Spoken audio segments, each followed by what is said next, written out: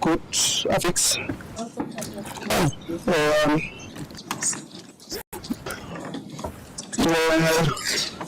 Apologize, Council Chair, BC, Deputy Chair, for being a little bit delayed.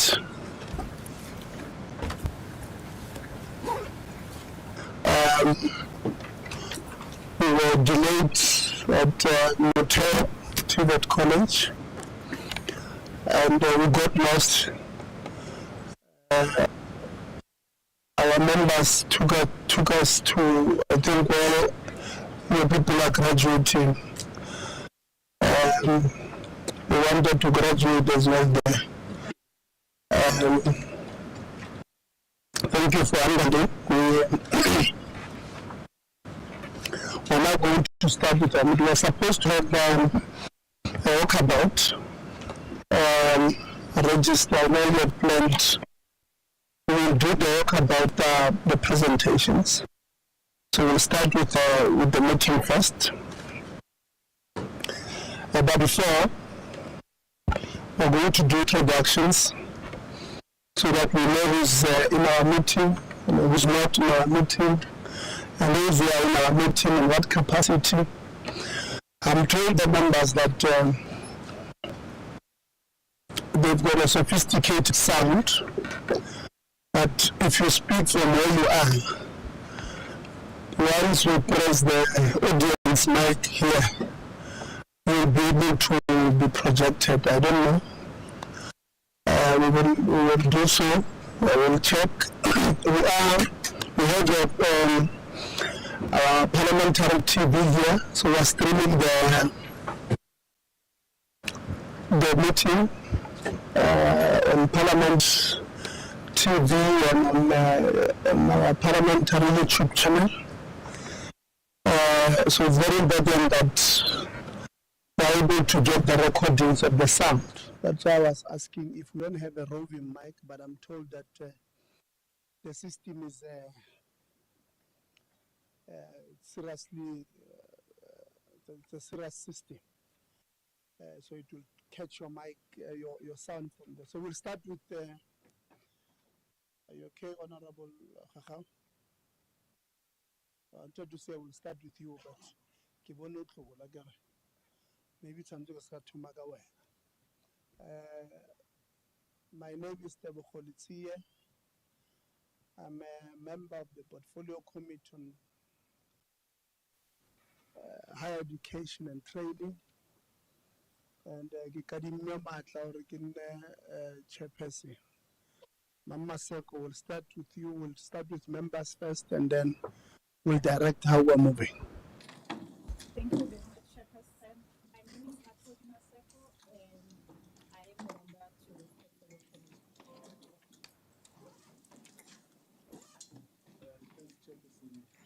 My name is Ahmed Azwan, member of this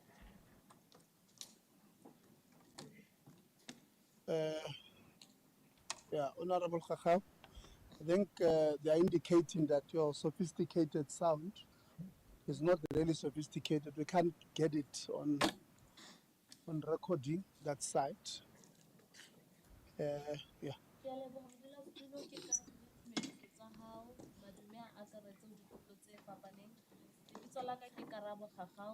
am an alternate member of the committee. No, thank you very much. My name is Epolo. I'm a member of this committee. Dumelang, leina la ka ke Kgaolatli Sefane ke Kgabo, and I'm also a member of this committee. Good afternoon, everyone. My name is Ashley Koike, the first source, and I'm a member of this committee.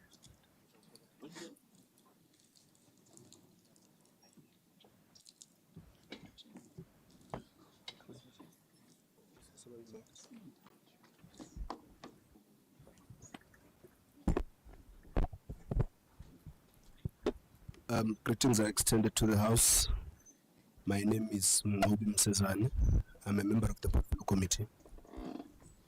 Yeah, register the sound. I was just trying to listen here. It's very low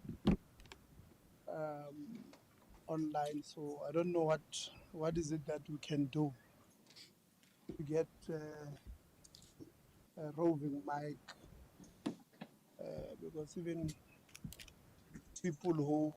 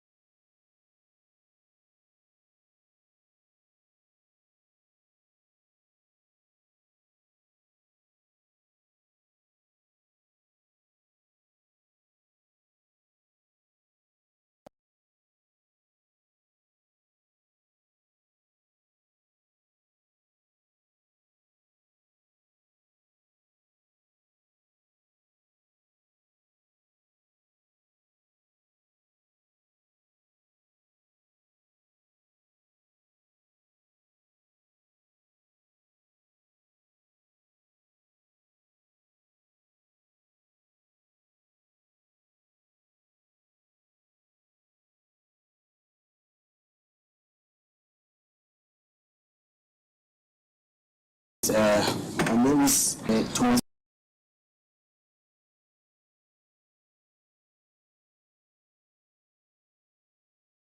Greetings, Chairperson, and greetings to the House. My name is Tepiso Zung. I'm the current.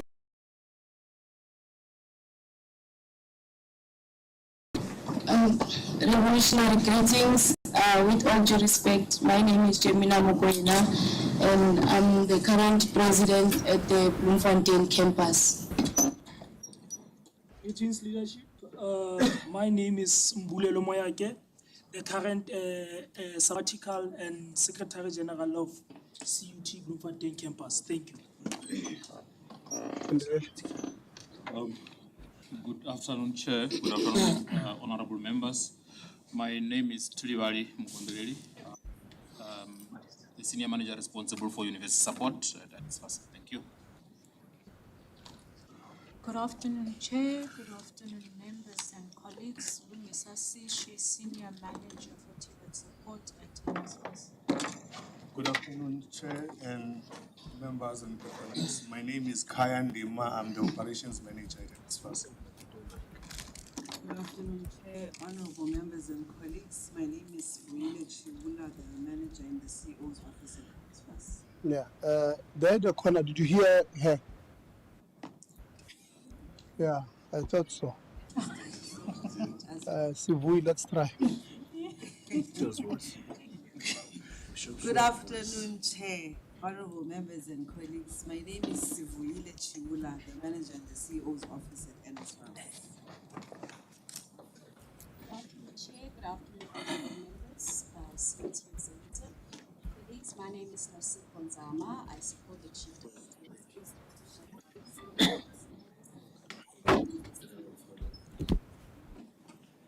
Afternoon, Chair, honorable members, executive members of the management team of CUT and colleagues. My name is Fundiswa Sotenjwa. I'm the director in the institutional governance and management support at DHAT, University Education Branch. Afternoon, Chair, members, colleagues. My name is James Malesela, Deputy Director responsible for University Governance Support. Thank you. Good afternoon, colleagues. My name is Mahlatsi. Communications. I'm the principal communication. Good afternoon, Chair and colleagues. My name is Victoria Simela from DHAT, External Communication and Media Liaison Intern. TDX. Good afternoon, Chair. Good afternoon, everyone. I'm Tandu Kolo Potoman. I'm a committee assistant. Good afternoon, Chair, members, everyone. Agnetha Arendse, the researcher for this committee. Good afternoon, Chair, members, everybody who is here. My name is Tsepa Mori and I am the stand-in committee secretary. My brother, will start with you there. Good afternoon, Chair, honorable members. My name is Banele, surname is Police. I'm the Chief Audit Executive. Chief what? Chief Audit Executive. For CUT. Yes. Good afternoon, Chair, honorable members, colleagues present. My name is Tsepo Muturi. I'm the Chief Risk Officer at CUT. Thank you. Good afternoon, Chair, and everybody. We'll use a snake movement. Greetings, Chair, and the members of the Portfolio Committee and the colleagues at CUT. My name is Napi Pasamsaka, Shop Steward, Bloemfontein, the House Shop Steward. Okay. Thank you. Good afternoon, Chair. That don't fit yeah. I introduce. Istimulin Pare, Council, Academic Council. Yeah, Baraba Kutagama. I'll shop Stewart. Arzamenya. Arzambo well abodi monyana abakut. Okay. Istimulin Pare, Councillor, Academic Rep. You are CUT council. Yes. Okay. Oh, the council is well about class. Nagrana shop Stewart. Good afternoon, Chair, colleagues. My name is Thomas Mkuzangwe. I'm the Deputy Director, ICT Infrastructure Services. Good afternoon, Dr. Joe Moleti, Principal, Welcome Campus. Good afternoon, Chair, honorable members and colleagues. I am Kathleen Morolong, Operations Manager in the Registrar's Division. Good afternoon, Chair, colleagues, members of Parliament. My name is Nozimanga Selina Kumela. I am the Deputy Director, Integrated Planning, Monitoring and Reporting in Institutional Planning and Quality Enhancement at CUT. Good afternoon, Chair. I'm Werner Brits. I'm the current Acting Deputy Director of Project Implementation. Good afternoon, Chair, and good afternoon to colleagues. My name is Tsepo Pehlani. I'm the Acting Senior Director for Estates and Infrastructure. Oh, your jackets look like the SRC. Oh, I thought maybe alumni of SRC.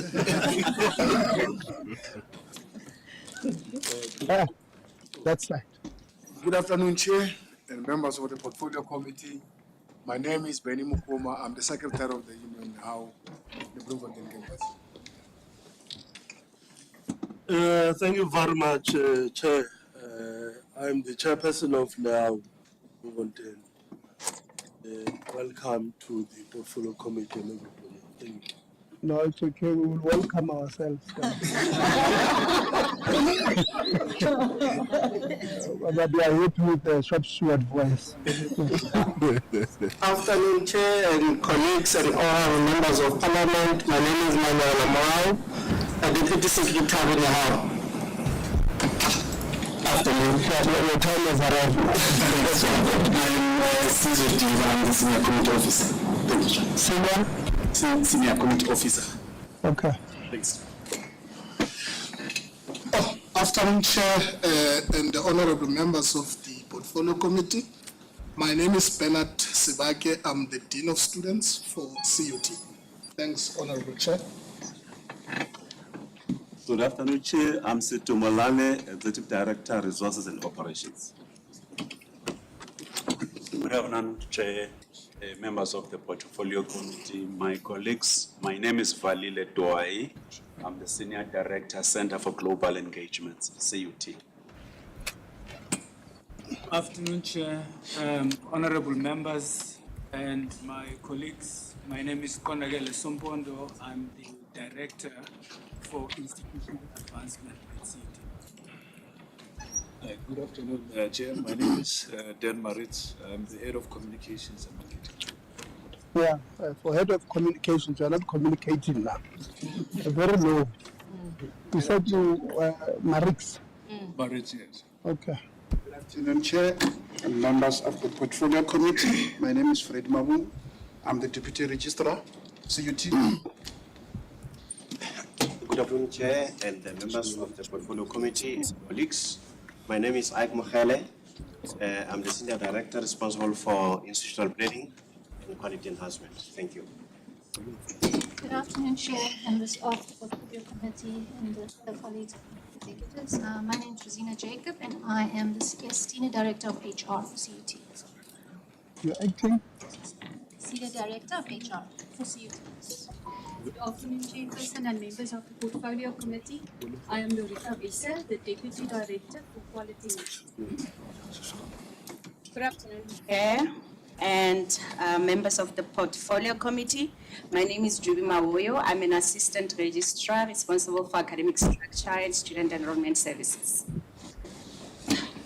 Good afternoon, Chair and honorable members. My name is Mantua Mulide. I'm the Chairperson of the Institutional Forum. Madam Molita by two. Well, not related. No, we're not. Oh, okay. No. No, I was just checking. Good afternoon, Chair and everybody. My name is Tebo Hongo, Manager at Gender Accommodation. Good afternoon, Chair and the Portfolio Committee. My name is Bakiso Mapashe. I'm the Deputy Chairperson. I am. Deputy Chairperson? I am Institutional Forum. Okay. CUT. Okay. Good afternoon, Chair and the Portfolio Committee. My name is Choice Macheta. I'm the Executive Director in the Vice Chancellor's Office. Thank you. Good afternoon, Chair and members of the Portfolio Committee. My name is Jane Ukebenyani Nehau Bloemfontein. What are you doing it now? Representing the academic portfolio. Okay. Good afternoon, Chair and members of the Portfolio Committee. My name is Nzwaki Malebo. I'm the Senior Director for the Center for Innovation in Learning and Teaching. Good afternoon, Chair and members of Parliament. My name is Modani Masinde. I'm the Dean of the Faculty of Engineering, Built Environment and IT. Thank you.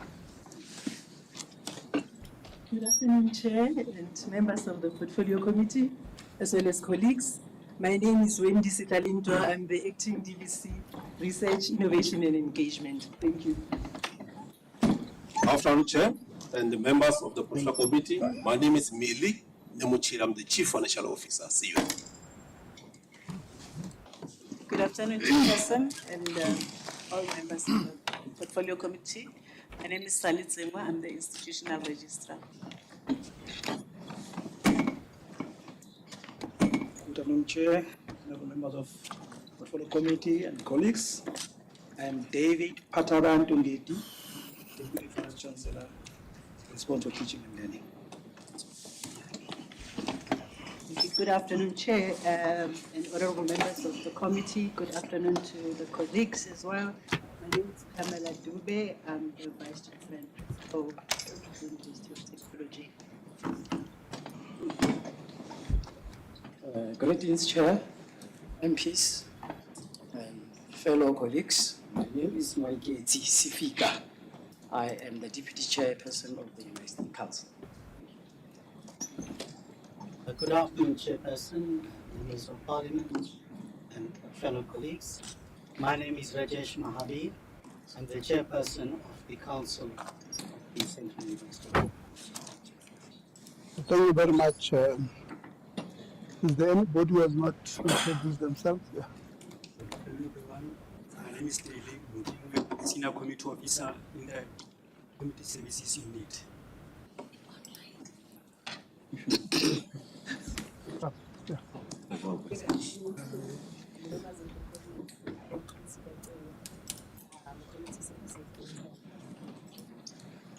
Afternoon, colleagues and Chairperson. My name is Akbar Musavi, Senior Officer Project and Services.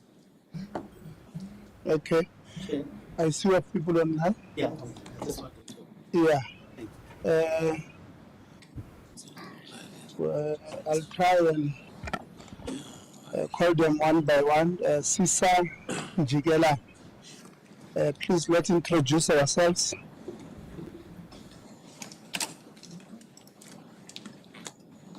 Ntate Sisa, we'll start with you.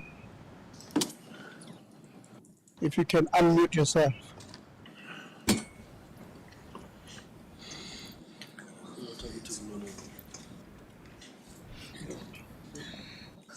Okay. We will come back. There's Aubrey. Oh, Ntate Sisa, I can see your mic is unmuted.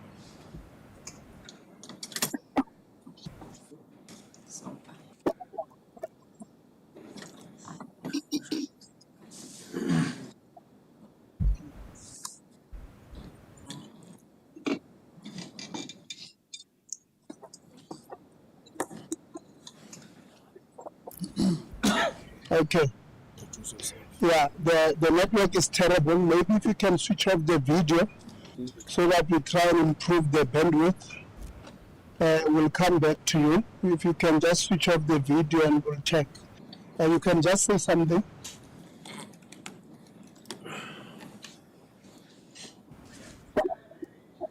Yeah, now we can hear you.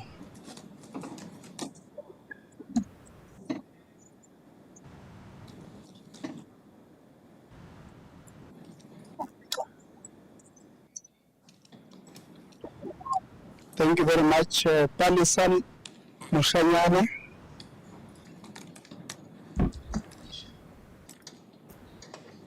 If you can just unmute.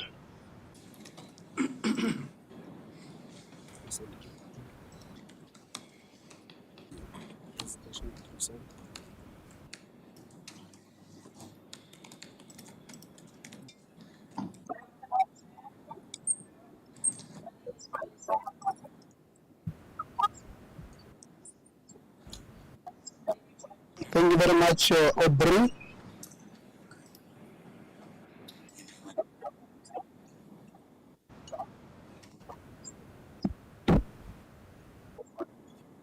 Thank you, Majinet.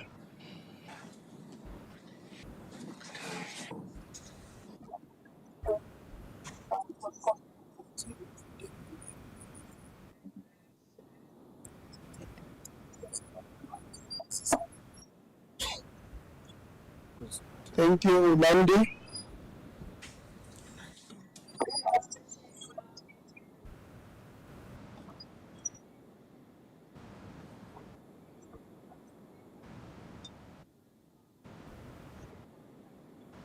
No, thank you very much. The chair of council is going to welcome us. Don't worry. GPA.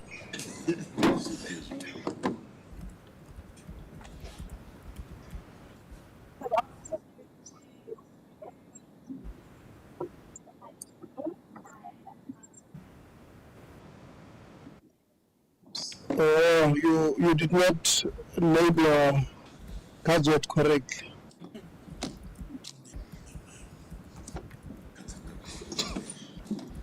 Okay. Speaker Songwani.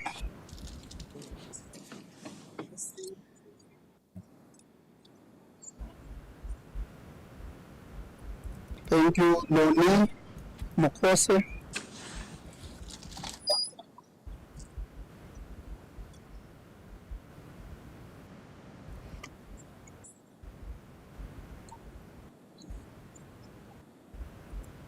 Thank you, Leandri.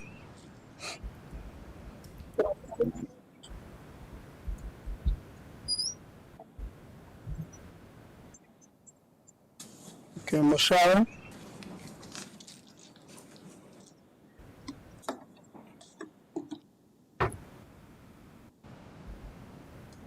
Thank you very much. You can just be next to the mouthpiece next time. Samkelo.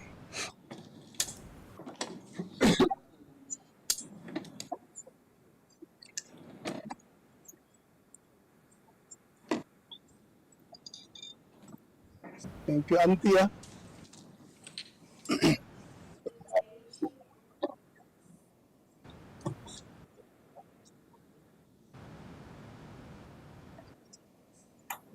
What is MIS? Thank you. Prof. Makula.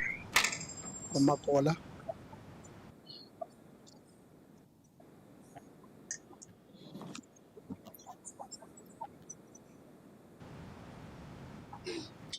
Thank you, Mr. Musa.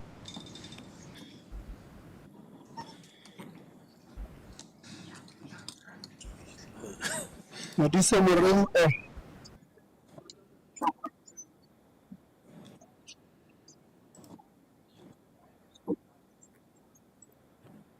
Thank you. Thank you. Modise Murimi.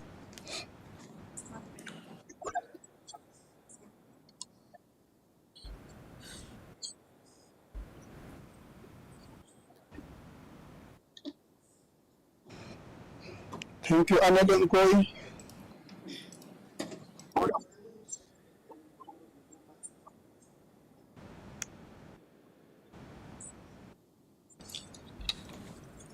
Charlotte Munas.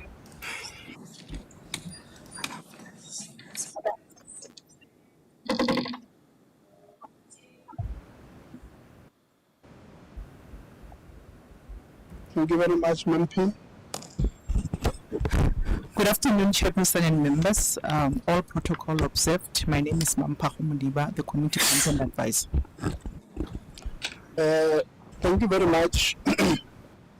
I think everybody has introduced themselves in the room and online. Let's take this opportunity. You know, my voice wants to run away now. I don't know. I've what do you call this thing? An irritation now here. Yeah, I'll come back to. I have an irritation now here. I don't know why that is the case. Sometimes when we are interacting with you guys, Prof, my member sometimes gets problems.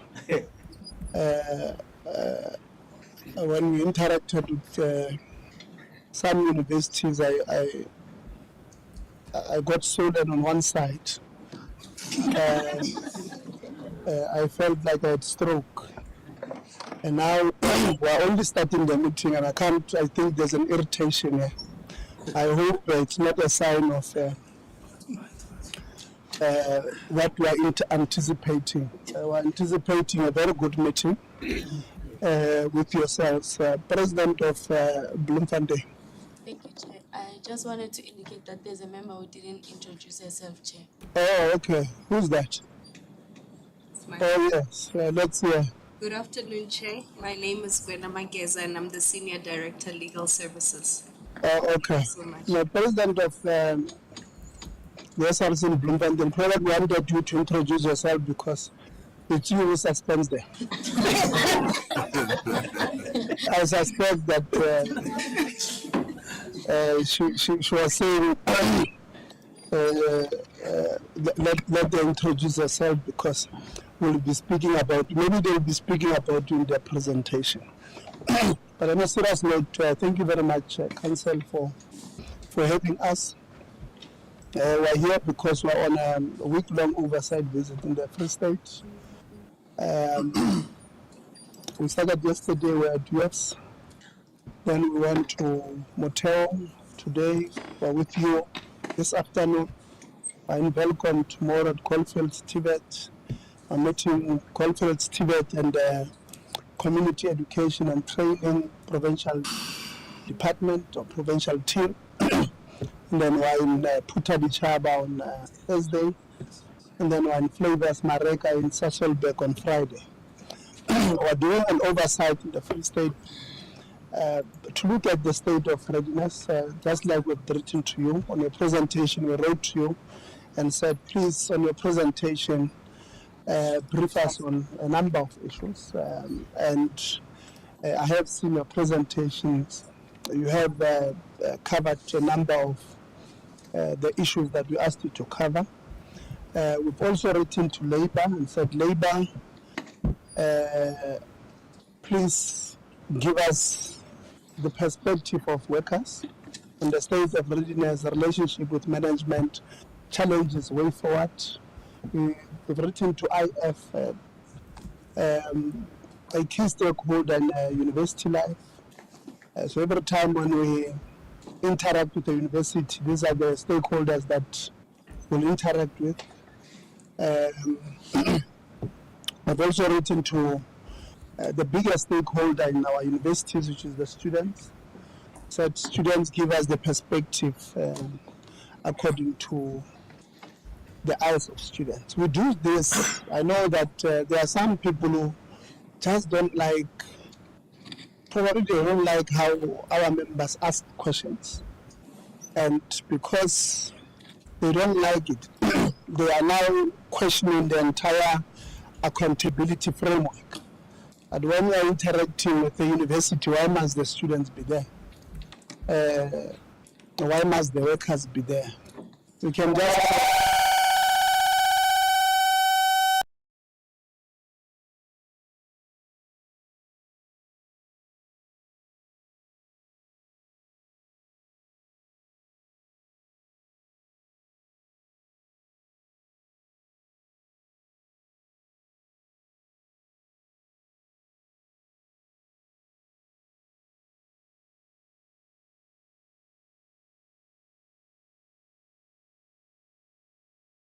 when you see the persistence, being champions or champions of their own industries, it makes us proud.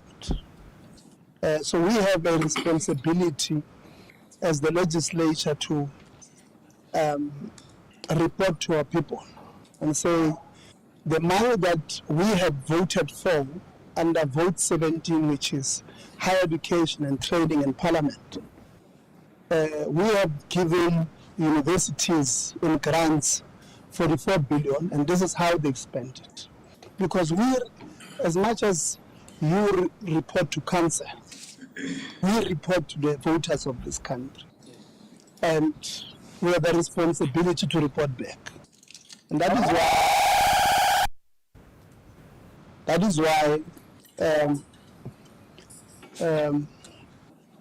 I think there's somebody who's controlling this thing somewhere. This one part when it was red, now it went green. I suspect there's a problem. So we report to the voters of this country. Those are our bosses.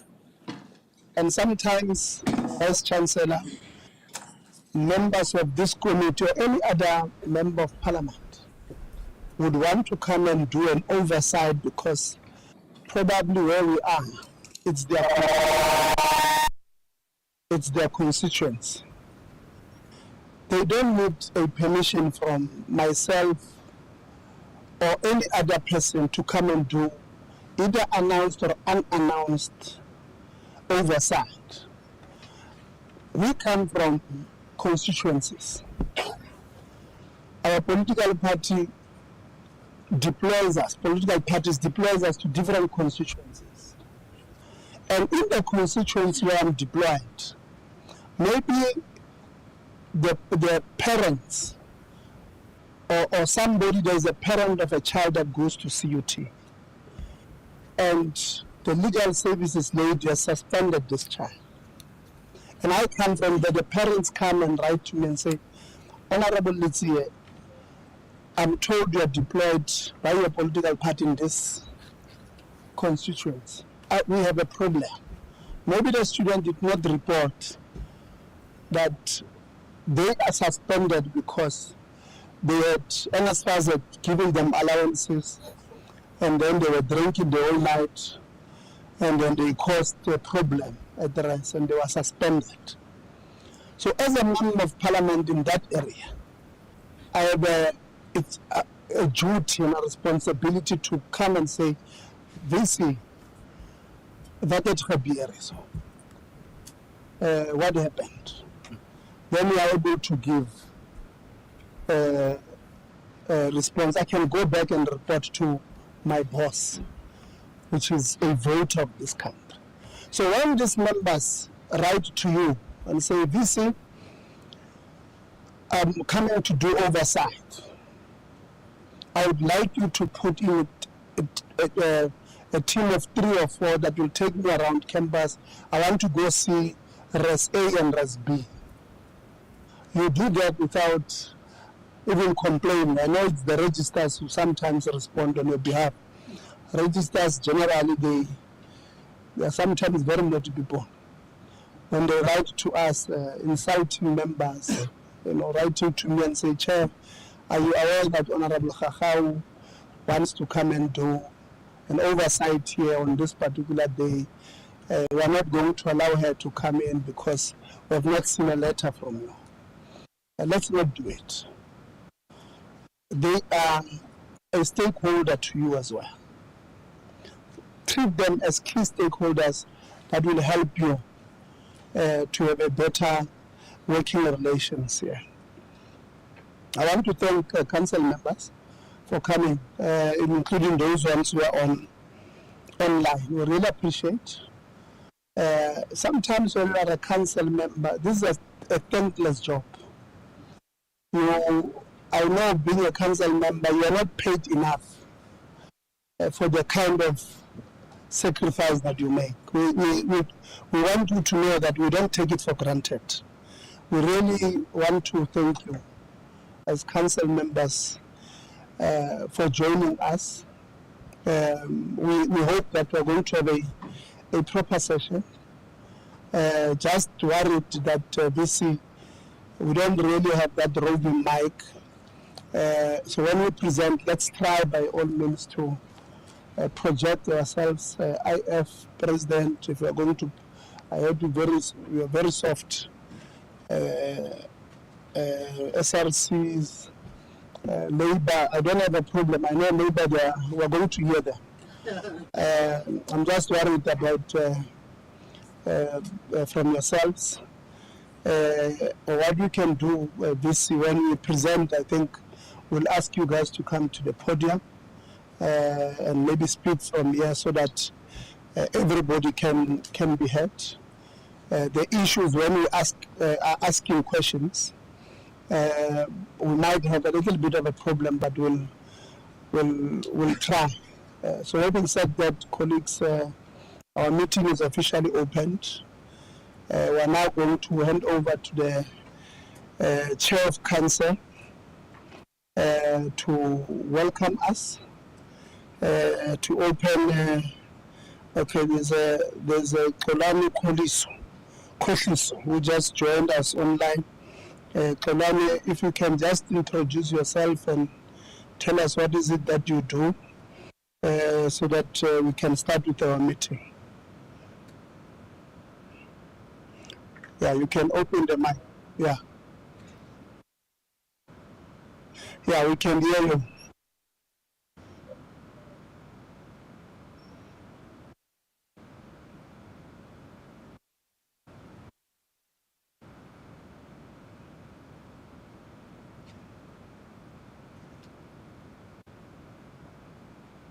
Thank you very much. So, Chairperson, you can come to the podium. You will welcome us. You will then do the introduction of the presentation.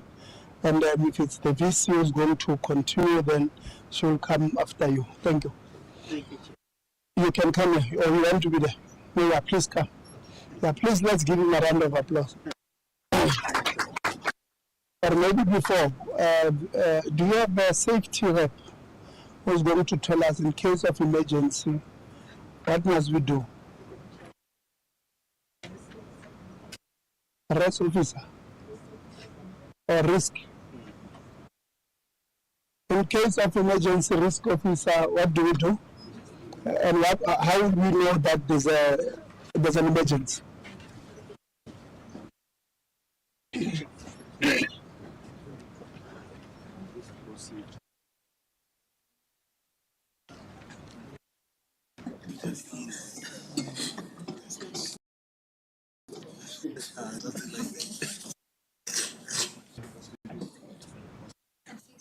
No, we don't need the video. Just give us. You can just talk. Thank you very much. Colleagues, again, welcome. Just to brief you very quickly, thank you, Chair, for this opportunity. Health and Safety Officer is unfortunately still on leave. Chair, when you look to my right, individuals who can see my hand, that is the primary exit for this venue. There is a secondary exit to my left, and that is also the direction if you need facilities like the toilet. Chairperson, in the event of a fire, we do have an evacuation just to the left of the building, and you will see the signal there. I thank you very much. Thank you. Thank you.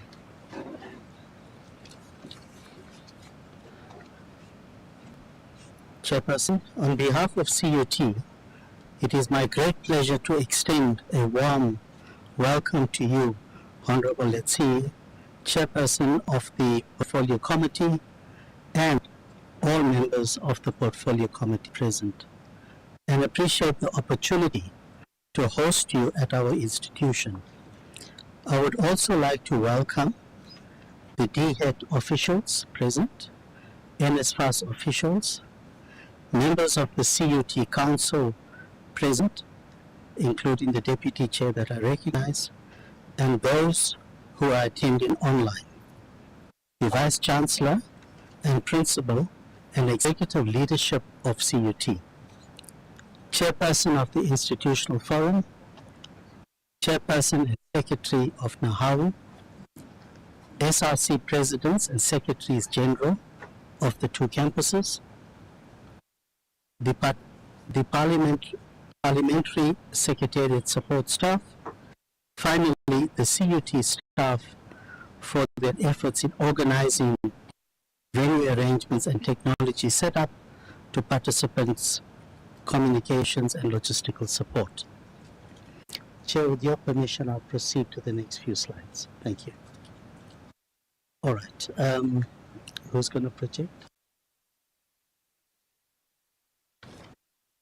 Oh, okay, thank you.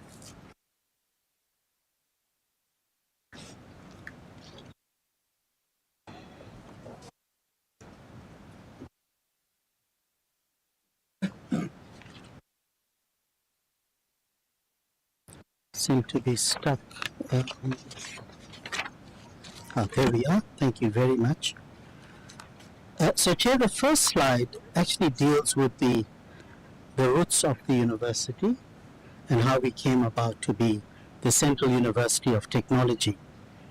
So, Technikon Free State was a predecessor institution, and that Technikon ran from 1981 to 2004. We then have Vista University that ran from 1981 also to 2004, and in 2004 both these institutions were merged to form the Central University of Technology Free State, and now devolved into the Bloemfontein and Welkom campuses.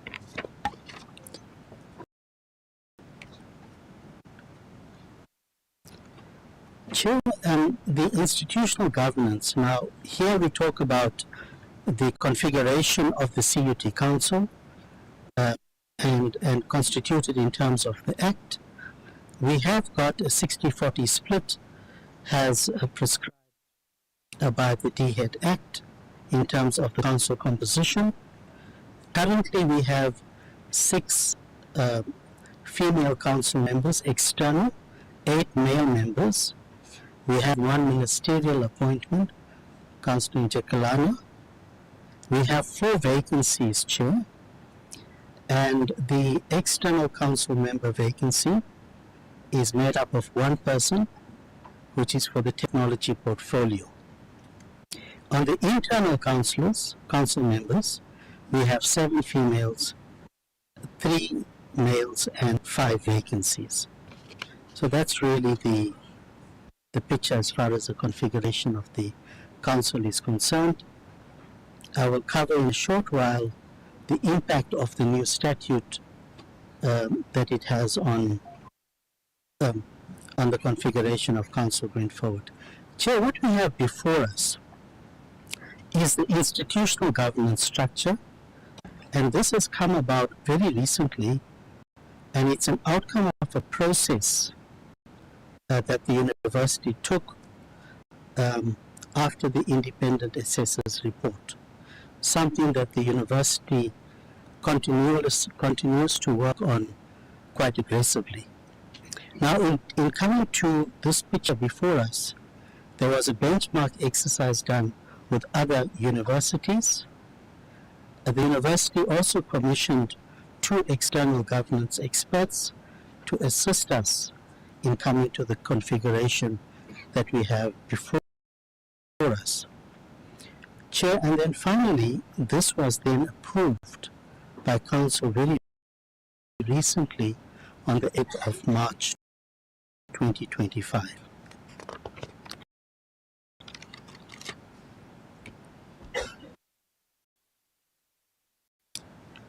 Chairperson, we have now the institutional governance expanded. In terms of the approach, there's consultations and benchmarking, there's Senate, the IFSRC, Alumni Association, and Council. So the current new statute was gazetted on the 14th of February 2025. Chair, I've covered the governance framework adequately, I believe. In the interest of time, I'm going to go on to the institutional policies. So the university has been aligning its policy universe with the new statute, as well as the independent assessor's report recommendations. So great work has been achieved so far, and that process would continue. We have the risk assessments addressing the independent assessment recommendations and the development risk register, which effectively style down into recommendations of the independent assessor's report, and therefore then solving those issues that have been raised. In terms of compliance, Chair, I'm very happy to report that the university for the last 10 years have achieved unqualified audit opinions.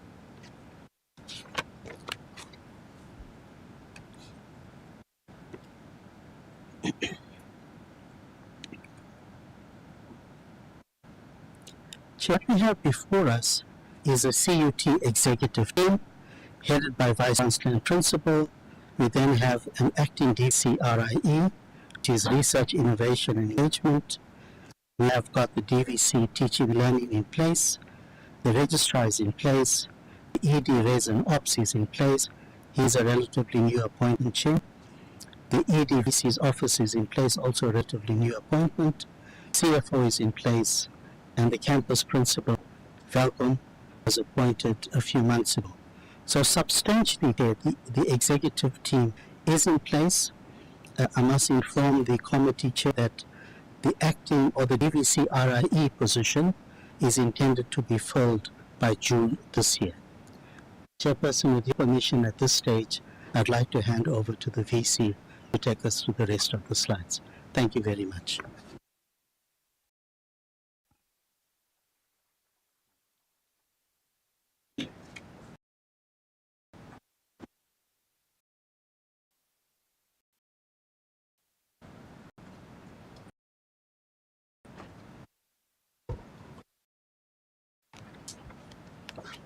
Thank you very much again, Honorable Chairperson of the Portfolio Committee and the members. I think I would like to start off by going back to the organogram, actually. But just to highlight there the fact that a number of the team members, as you will notice, are quite new. So there's been a lot that has been happening in terms of leadership transition. As you see, I started in 2023, and the rest of the team members, really, I think at that time it was just Professor Ngidi, the DVC Teaching and Learning, and the registrar that had been around for some time. So everybody is after me that is on the organogram. And I'm mentioning this also because in the time of leadership transition, there's always a need to provide some kind of stability and some assessment of matters, get to meet with the stakeholders, get to appreciate what the issues are. And of course, the biggest issue had been around the independent assessor report, the kind of apprehension about whether the university was going to be placed under administration, and the work that we needed to really get into to make sure that we convince the Department of Higher Education and Training that we had what it takes with our new council support, especially a new member who joined, old and new, and renewed actually, trust in the new leadership that was coming. So I thought I would mention that because it also happened timely when we're about to really proceed fully with the strategy for 2026 to 2030, especially the strategic plan. We have done already the review of the strategy 2021 to 2025. The next slide, please. It just keeps freezing. I'm not sure who's helping. Okay, and the next slide. So, and I just wanted to also just remind us that we've got 4 faculties. And so the slide that just quickly disappeared now is of the 4 faculties and each of the departments. It's mainly the Faculty of Engineering, Built Environment and Information Technology, and we've got the Faculty of Humanities, the Faculty of Health and Environmental Sciences, and the Faculty of Management Sciences. I'm not going to go into detail in terms of all the departments that fall under each one of them, but it's also important to mention that we do have, we place a lot of attention in terms of the breakdown, in terms of our demographics in the academic space. And while as an institution we have about 1,095 total of staff in the academic space and the support staff. In the academic space, we are trying to increase more academics, attention to more academic staff, given the breakdown that we currently have of about 30-70 staff. The study is around the support staff, and especially since we did sourcing, so that now has increased. But we can pass that in the question time if there are any further questions for detail. The next slide is really then the overview on the registration period, which started with the preparation already last year, as it always happens around November, where all the key role players come together with the planning, and the key role players really do also include students as the key stakeholder. And so the first semester registrations already started at the end of January. We are still going on, even though it says here 28 January to 31st January for the postgraduates and the seniors. The date is until August. And then there's still also the second semester registration. Orientation took place and discussions around course controls by all faculties. But what's more important is around 7. The main registration support areas for a part of the visit, the tour, where we're going to go.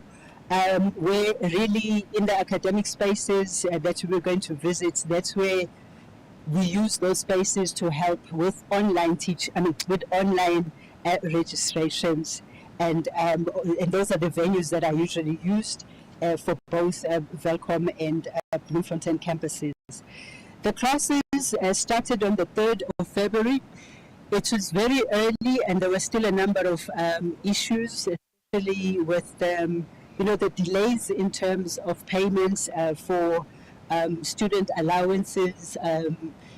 So students didn't have money for transport and so on, and of course accommodation, challenges. So while we were discussing really where we were in terms of that, we realized that we were going to have problems with starting on the 3rd of February. And there was a barricade actually of the entrances by the students and student leaders. So in our talks, we then agreed to have whatever arrangements and preparations for the following week to happen online, but to then postpone, full-on classes which were supposed to start on the 4th, on the 3rd. And the 4th, then we postponed them, which is it was a Tuesday until a Friday. So the 10th was the Monday when we started. The next slide. So the next is really about the registered statistics. We to enroll a head count of 21,005 students, breakdown in terms of the but the total count was while we know doing registrations, especially in the postgraduate area, we have not met our targets in terms of the total headcount. Even though, of course, the target for the first year, first-time entry has been exceeded, but doesn't really make up for the full total headcount target. It's also a very trying period. We do registrations because to that we also have to deal with academic appeals in terms of the academic exclusion process. And these number of appeals that we received, 2,788, and while 1,332 were approved and 1,367 were rejected, that doesn't mean that this was the total number. The 788, the total number of academics, there were quite more than that. The next slide. We thought to just put this in terms of the overview of student accommodation, because this has been the perennial kind of problem, and especially for both actually our Bloemfontein and Welkom campuses. Both campuses have got a total number of 1,056 beds. And we have managed then the new residences that were finished last year to have additional beds and a Bloemfontein campus in a new residence that we were hoping we'd go and see. 126 bed spaces were provided there. And then in the Welkom campus, 221 new bed spaces were provided.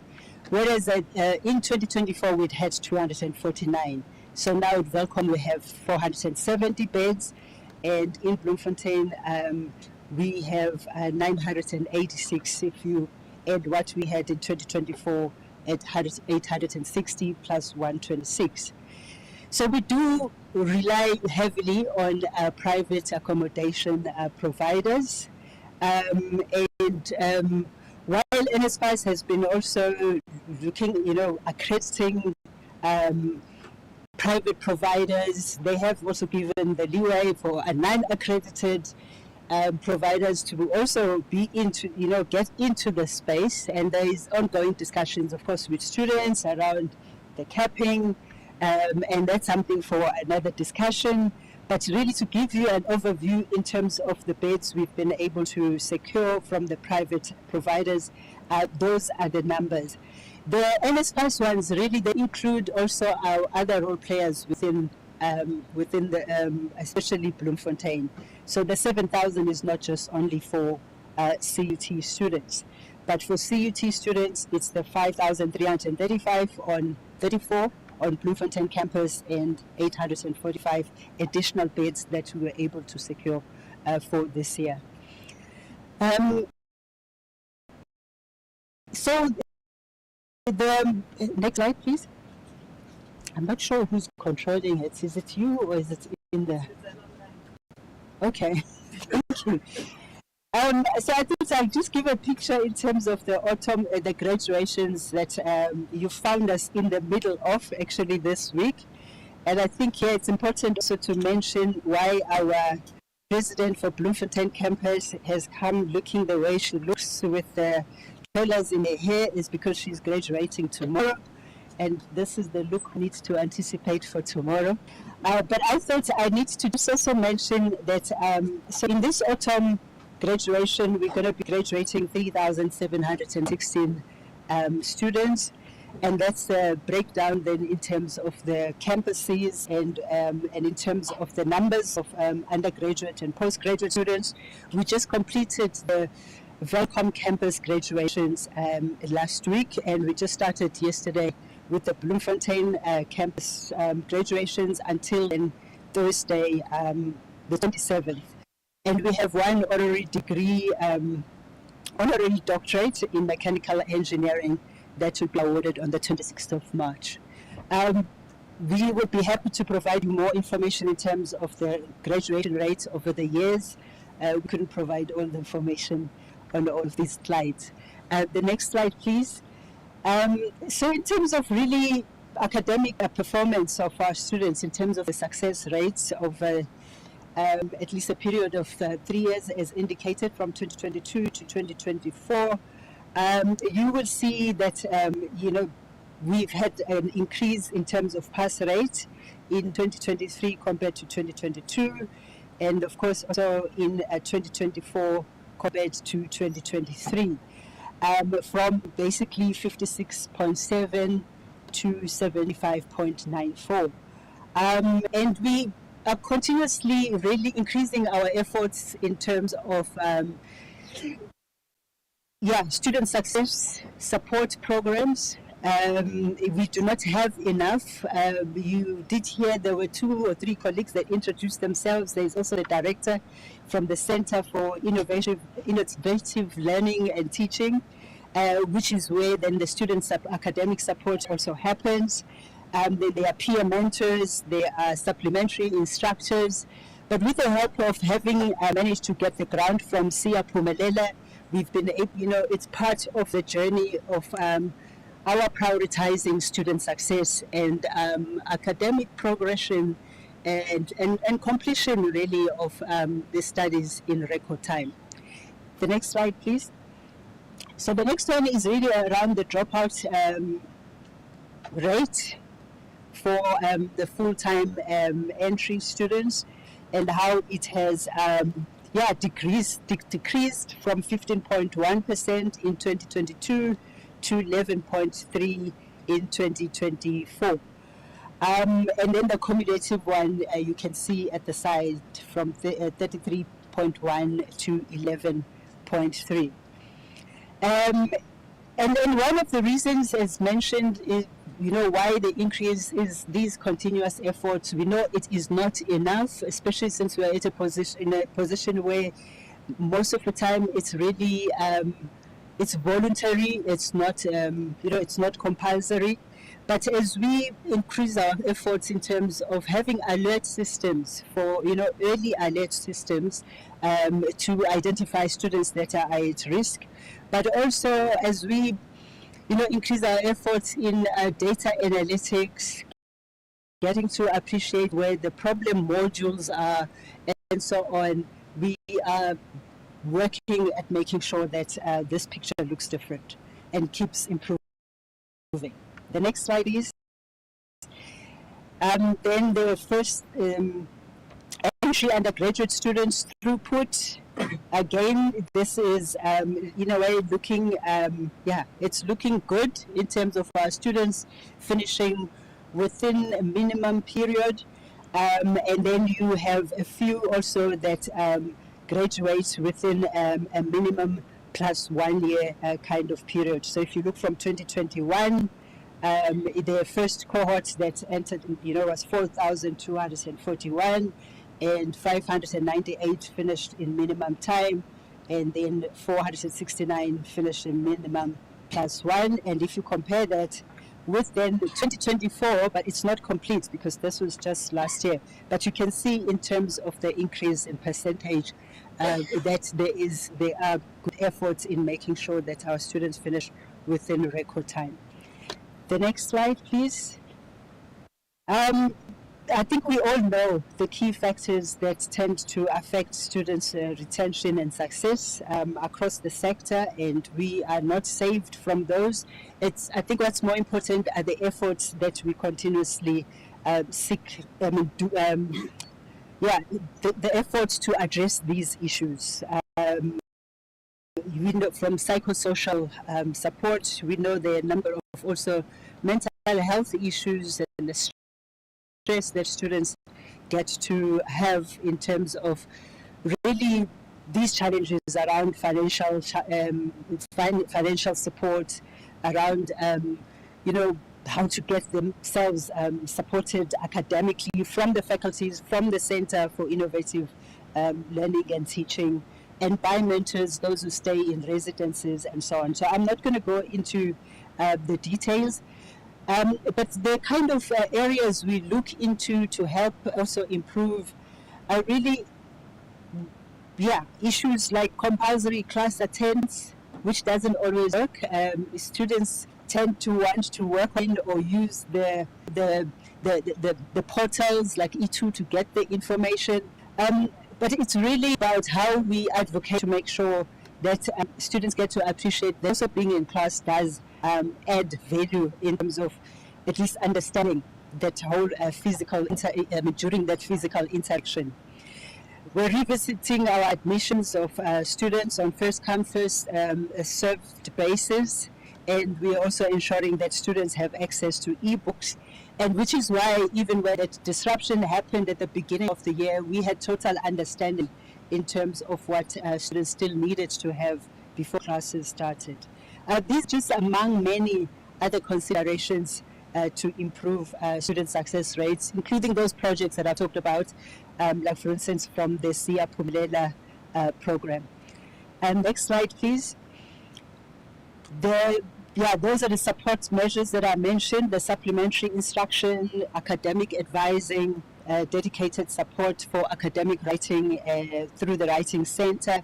And we've got a disability unit that has almost 250 students. And it's quite, it's very dedicated unit, and it falls under CILT, the Center for Innovative Learning and Teaching.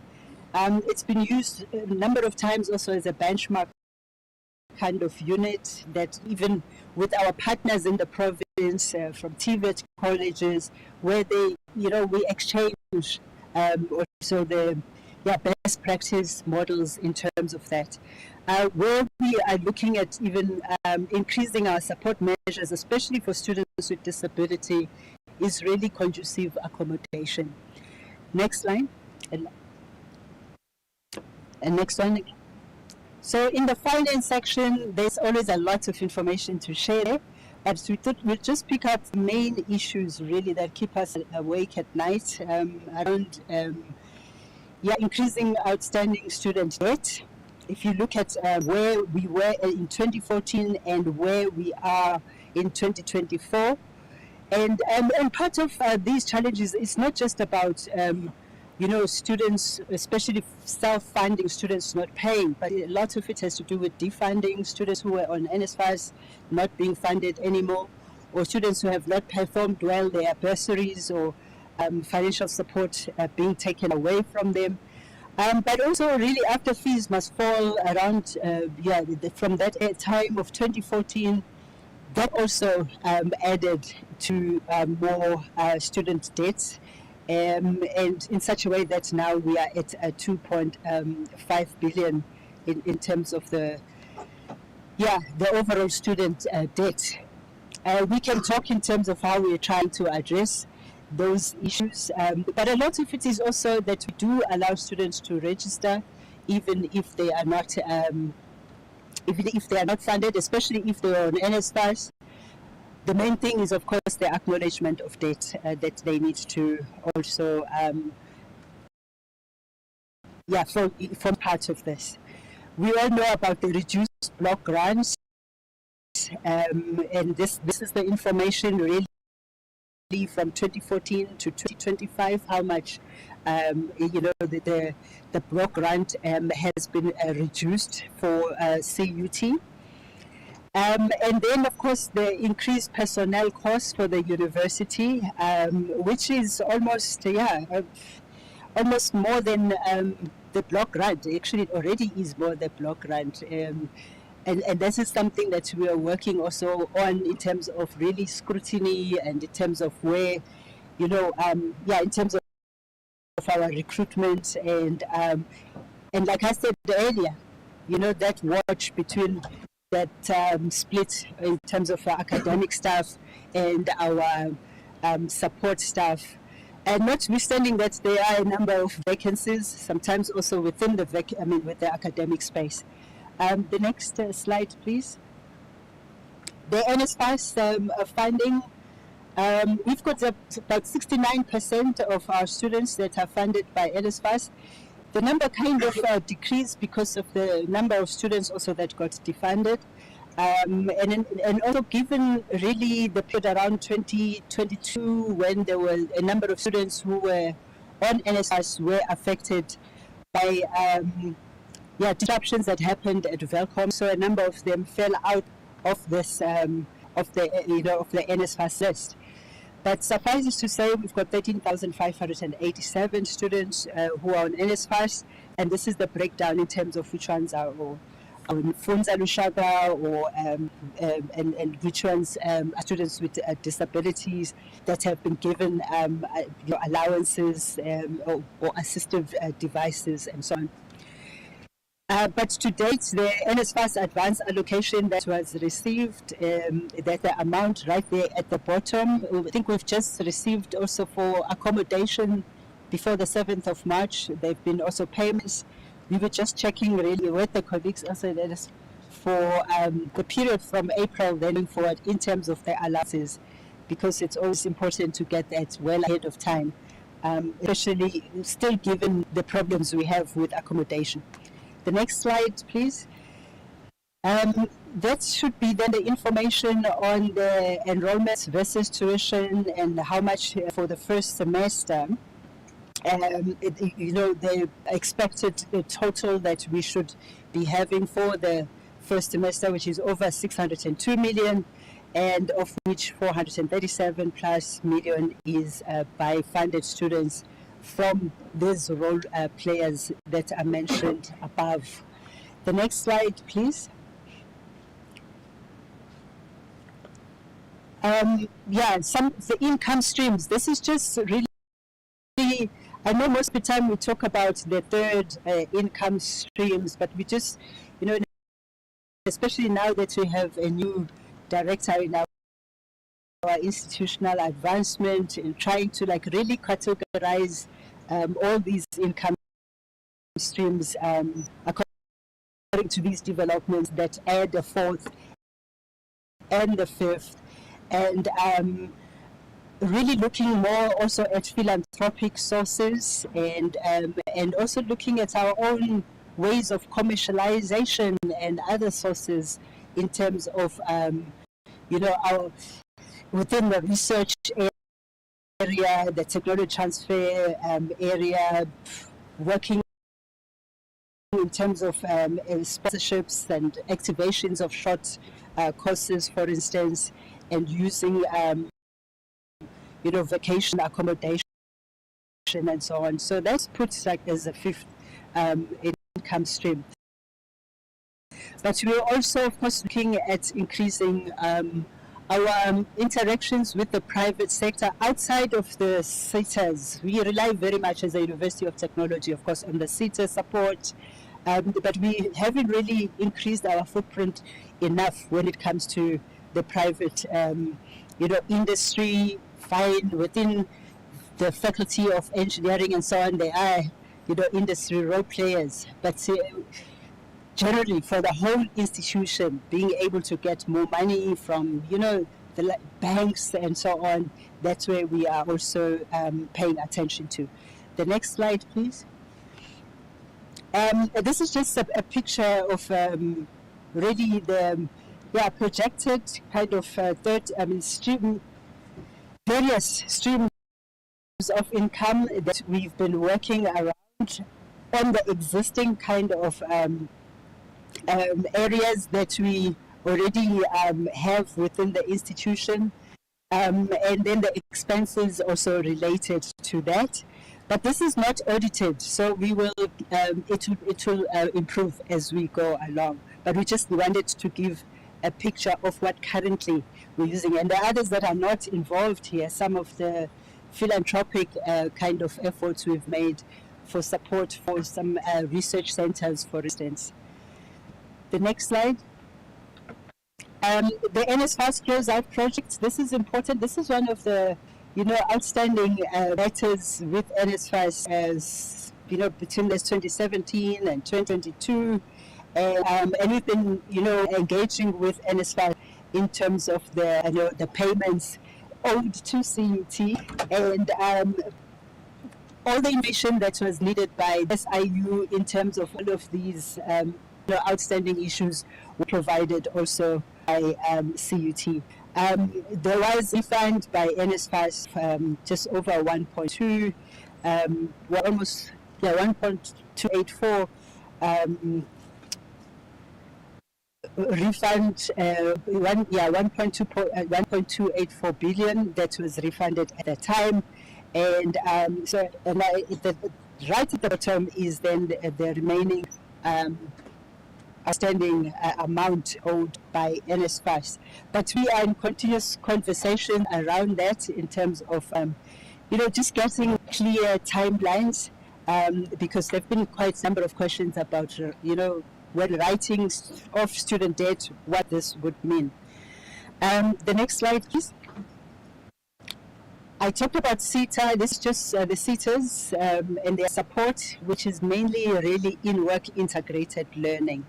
We will provide more information really in terms of how well the institution has been doing in terms of work integrated learning and the placements of students in the past 3 years in particular, where it's been really around 99.9% of placements across the faculties, including humanities, where now and again people will think it must be difficult to place students in humanities. But in terms of, the support that we've been receiving from the SETAs, these are the main SETAs that have been supporting us. And ETDP SETA also supported us with the historic debt and committed about 57 million, and to date has paid up around 25. So we are still following up on it, but that has been also very helpful. So the next slide, please. Next one, research and innovation. Just a picture of really our focus as an institution in terms of transdisciplinary research. The fact that we've got 7 research centers and 1 AI hub that was put together with the department, the National Department of Communications and Digital Technologies, where we work together with also UJ and TUT. But the importance of this is really promoting multi and inter and transdisciplinary research, and making sure that also we get all the role players, including industry, to work with us to achieve not just the sustainable goals, but of course also our national NDP goals. The next slide. Also just a picture of how we our efforts in terms of advancing entrepreneurship and innovation and the recognition that the university has had over time, including just recently from the from TIA in terms of recognition as a matured partner status and how we formed one of the 6 universities that were allocated for technology development. And the rest of the information really is about our work with, for instance, the communities, high schools, in our fab labs. The iGym is also an area where students are trained in entrepreneurship, including communities, high school, and industry partners who would come then with their anyway, so they would come their ideas, then the university would see what level development they are and will place them within that ecosystem of educational entrepreneurship and innovation. The last part is just really talking about our global interactions. For us, it's been very important to make sure that the support in terms of infrastructure to the academic agenda is prioritized. From the time I arrived, we were very much behind as a university in terms of the development of new buildings, basically the academic infrastructure expansion. And so we, given again the leadership transition that was happening at that time, we even had to get an interim support to make sure that we have dust in the air before we are required by the Department of Higher Education and Training to return back the IEG grant that we'd had for the 2018, 2019, 2021, 2022 cycle. So we made sure then that the teacher education building is set to, to be built. And the actual start, actually it has just started, and the completion is expected to be by the end of this year. And the information is given is also ready to how much was dedicated to, or has been dedicated to the teacher education building. The next slide is also one of the residences. Please, the next slide, please. So the teacher educating is at Welcome Camp. Just you missed it. So it's part of the tour here. The next slide, I'm not sure what's happening. It's like it is.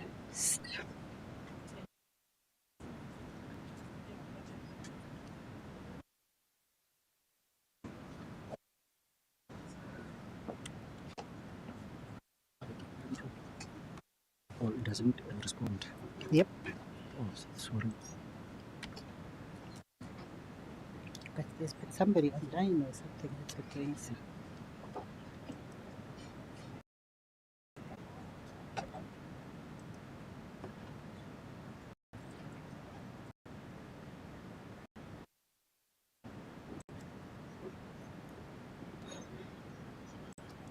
I can't see clearly.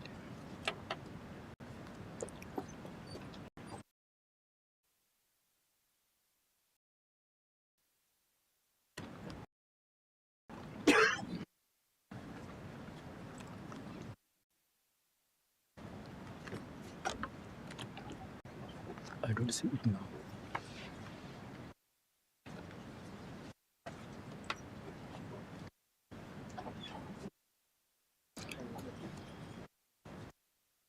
Let me call this quickly.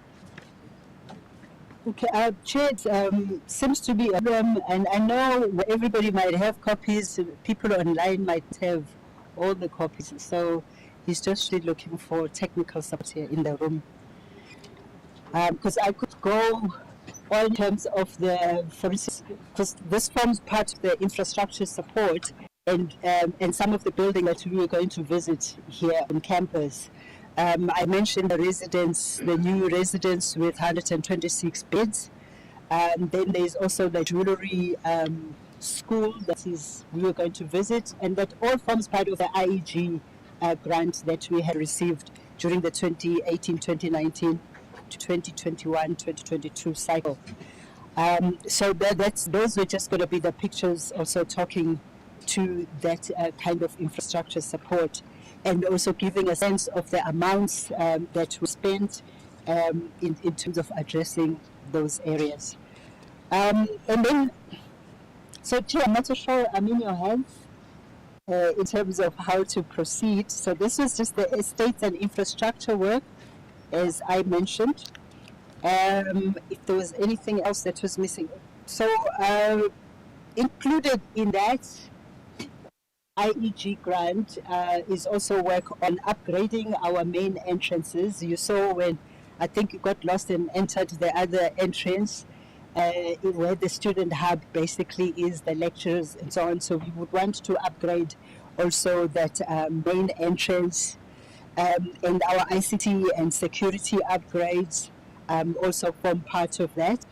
What I left out was the new multi-purpose hall at the Velcom campus, which was used for the first time at the beginning of this year, which was also the building started last year. Students used to graduate at Velcom campus actually in a church that we had to to basically negotiate to use the space with. So we're very proud of the fact that we've been able to accomplish having our own multi-purpose hall. And this forms part of the bigger repurposing of the Velcom campus, where we are looking at the program offers and their extension beyond, beyond just having mainly the humanities and education focus and communications. We do have a few programs, but they're mainly certificate programs in management sciences and some, I think, in health and environmental sciences. There is a lot of potential within the Velcom environment. We have the mining communities around us that we would like to work more with in terms of improving, repurposing the mines, but also offering something in engineering, in mining engineering, and we're talking with other stakeholders in terms of that.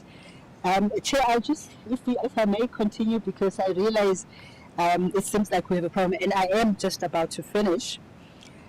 So other general infrastructure projects that we are working on around the solar PV plant, where also our students are form part really of the work in terms of installing the solar panels and making sure that also, there's always a learning experience also as part of that. It's the same with the jewelry school construction. We also make sure that our students are involved in as far as they can be in terms of experiential learning, and of course within the prescripts of the professional bodies as well. So the other area that Chair had been highlighted is in terms of our policies and procedures when it comes to safety and security. So we do have the requisite policies, but of course, more than having the requisite policies in terms of campus disruption, management procedures, investigation procedures, physical security procedures, or policies on harassment, sexual harassment, and gender-based violence, it's about the implementation that we keep monitoring and how effective. As you would know, campus disruption management procedures, I think even our student leadership don't know that they even exist because of how things have evolved, and so part of the engagement is really about how to find a new way of dealing with how we get alerted when there are issues that might end up in an area where you have to, point people towards the policies, especially around disruptions. So part of that is really the engagements that we have over and above all the services related to, the fora related to students or even to labor. Our efforts also include meeting with them periodically just to have a kind of a pulse check to get to appreciate what's happening. Okay, it looks like this is back. So it's really some of the core functions that we also have to support these policies around, like for instance, student safety and so on, where student, security around campus, especially in the accommodation areas where most of our students, reside, especially off campus, where our partnership with UFS and Moteo around safety corridors is something that we are looking at really, because we know our students tend to congregate in the same areas, and so we do that also with our security functions, that they work together in terms of monitoring those spaces. And there's a lot of improvement work to still be done there, but the intentions are there. We're very much alive to the challenges, especially for students who live off campus. The next slide is then, I think it's the other way around, it should be the last slide, in terms of the areas that we are looking at really improving on. As much as we know that there are challenges and we've had some successes, I think as CUT we really do believe in sitting down and addressing challenges before they escalate. And if they have escalated to a point where at least we should know that we've exhausted all the structures that are supposed to be exhausted. So in the 10 areas that I mentioned there, I mentioned the strategic plan 2026 to 2030 that we are working on. Our focus also in the staff area around workload model, looking at the staff-student ratio, which actually is not looking very good at the moment. So that's also another priority area that we are looking at, continuously monitoring risk and the performance of the institution, and especially when it comes to the alignment between the institutional performance and the individual performance, because we do have a performance management system. So I'm not going to finish all of those, but key to this is, of course, our staff and student experience. In the restructuring of the executive management structure, we make sure that the student affairs portfolio reports in the line of the Vice Chancellor, so that there is quicker attention, but also appreciation in terms of the centrality of our student issues, as well, of course, as the staff. So I think I will end there, Chair, but I think the information is right there and it's available if you need more information. Thank you very much, VC. Can you please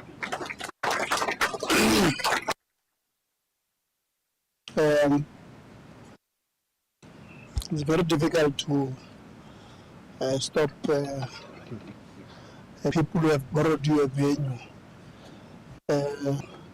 and say that let's move towards a conclusion. We still have presentations. Okay, let's where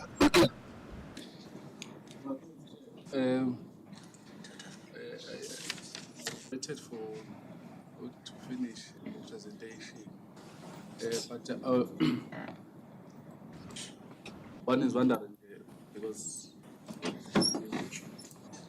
we know the institution, and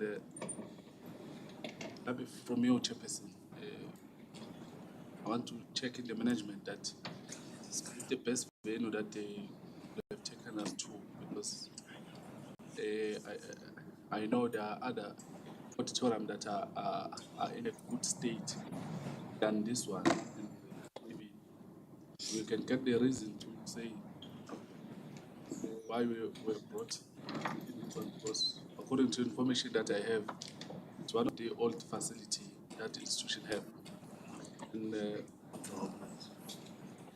as the portfolio committee, or as the parliament, because we have taken the parliament to the institutions, and when they come here and they borrow us the venue that is on the old facility,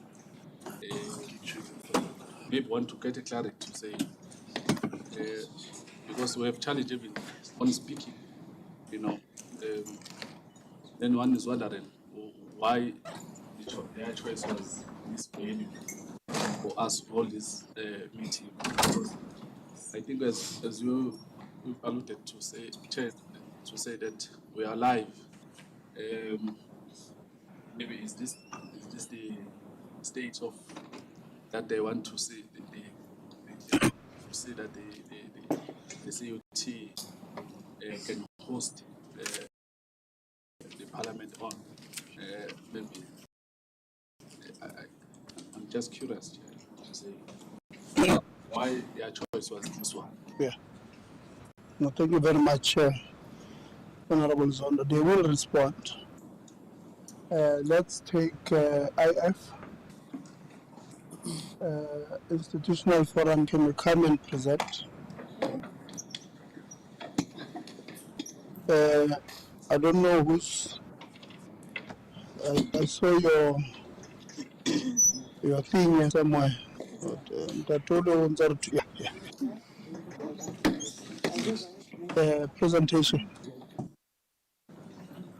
Thank you very much, Chair of Council.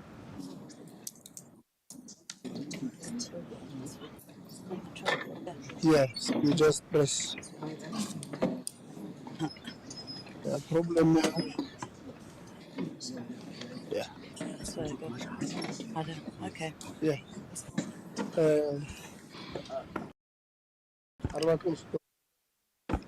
No, I will be brief, Chairperson. Thank you, Chair, for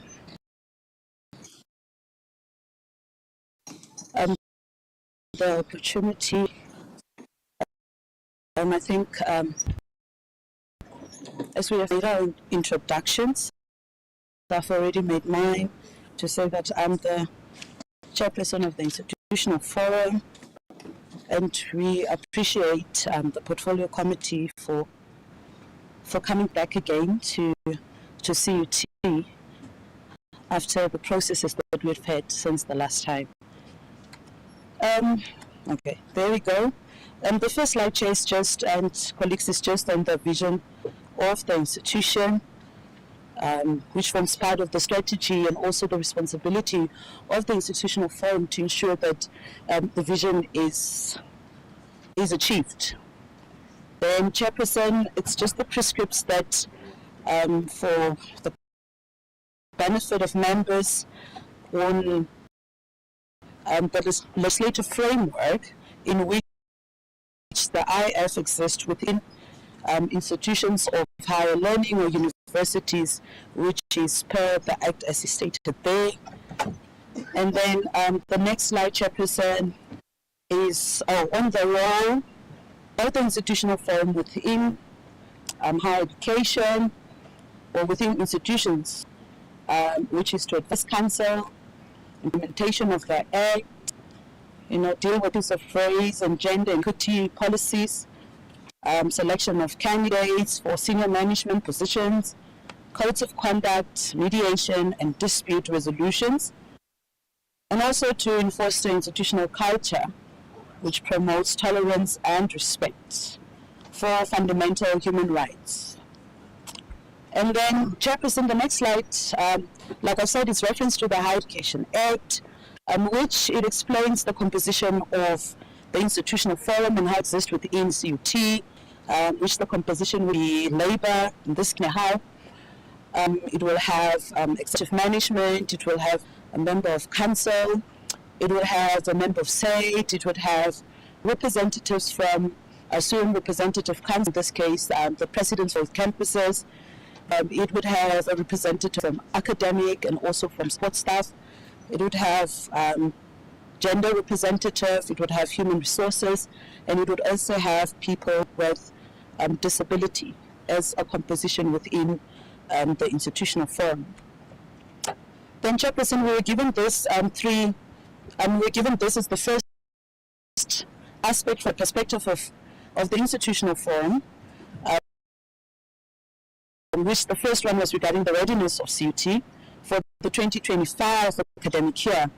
And you would see, Chairperson, we have, and colleagues who have highlighted three aspects that, we, as the IF view, as, key elements that is used for analysis of, an academic or readiness of such. And we first spoke about the enrollment and registration, and you've seen the Vice Chancellor have touched on that regarding the enrollment. And from what we have received as reports from the institutional forum, is that from our view, this enrollment implementation should place, and we wouldn't be sitting today still having registrars continue of postgraduate, especially masters and doctoral students, are key to the strategy of the T2 Chief Vision 2030. And then we would see that we've said that the undergraduate, we have achieved that, and as it says, we have been over-enrolled and such, even though in that part, Chair and colleagues, we feel that the enrollment plan as it has taken place and what the institutional forum has received concerns from the academic constituency regarding, access that is given to students and disadvantaged, prospective students who the system was open to for them to, with a matric certificate, be able to apply for a doctorate and a master's degree is still a problem, because it feels like some of the students that could be potential students were lost in the system and could not be migrated into applying for the correct undergraduate. Then the postgraduate has not been achieved due to confusion in role clarity and responsibilities. We also, as the institutional forum, found ourselves, having to deal with issues of postgraduate. And, Chair, if you go back to look at, the transition that has happened within the DVC research, the portfolio was one, and then it was separated into dealing specifically with research and also with postgraduate. So we were of the idea, the view that, this year, when we look at postgraduate, we would have better outcomes than the last time, since there's a dedicated person in that portfolio to deal with issues of such. And the role clarity and responsibilities that took place there was regarding the challenges of whether students, verification of students, Senate had to take a resolution to ensure that those students are then registered, because there were a verification process that were taking place in the registrar's division under assessment and graduation to ensure that students who are enrolling for their second year continuing students in masters and doctorate are verified to form part of the system. And apparently, perhaps they have justification to the administrative challenges that were there, that we are still sitting with students that are registering today. And our concern is that, as the institutional forum is regarding, we want to reach the strategy, and we're saying that we want to be a leading university of technology. We cannot be, dealing with postgraduate, especially masters and doctoral students, in that manner where they are losing their funding, because of they do not have proof of registrations for health, and also those who are, employed and given staff bursaries. Then we move to the infrastructure challenges that are there, incompetencies in providing conducive teaching and learning, environment for work, for staff members, and also for students. Chairperson, for those of the portfolio committee members that were here, the last time we were here, we're still stuck with that. We're still dealing with aircons. We're still dealing with infrastructure challenges that are not conducive. We were actually interested to see, Chairperson, today where I taken, because there's a difference between the shining city on a hill that just needs rust, is protected, and the one that is on the ground, that is the reality of the people that are here, which are staff and students. Then we come to the aspect that we also found ourselves having to deal with, which was infrastructure for accommodation of students. And Chairperson, in our last institutional forum meeting, our meeting took a whole hour dealing with issues of infrastructure of students and accommodation and the nature of their arrests as they are looking at. And I think that was also a challenge that was there before. The other aspect is that it's only to date that we are seeing the good story being told about infrastructure that is now coming along in Welcome, which was supposed to have been there a long time ago. Being sabotaged here. That's why I wanted to be in charge, Chairperson, of my presentation. Let me move. So it's back. It is because people online were not able to see it. Oh, They now see it. oh, they can see it. I trust the systems. Then the third aspect, that contributes to what, we talk about academic readiness is what we have here, workload versus efficiency versus staff and student ratios. And, Chair and colleagues, it's worrisome that you're running an institution of higher learning with more support staff than academic staff who are supposed to run the program, to run this success story that you are having. And, if you look at what is the reconstruction that has been done in support and executive, we've now opened a society of executives. If you look at the organogram, and that is the same problems that we are having with the salary bill that the Vice Chancellor was talking about that is being high, because you are paying executive directors and senior directors, but you do not have a lecturer to go into a class and teach students. So lecturers are sitting with students and workloads that are beyond them. Then linking this to, why it is not moving? Huh?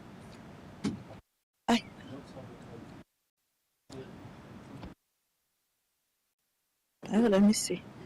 Should I do this? Okay. Is this the other one? Before this one? Why is it moving backwards? Okay. It says I'm done. What's happening?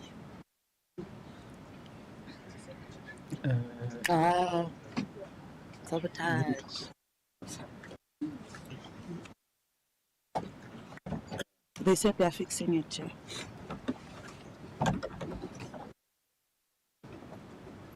There it is.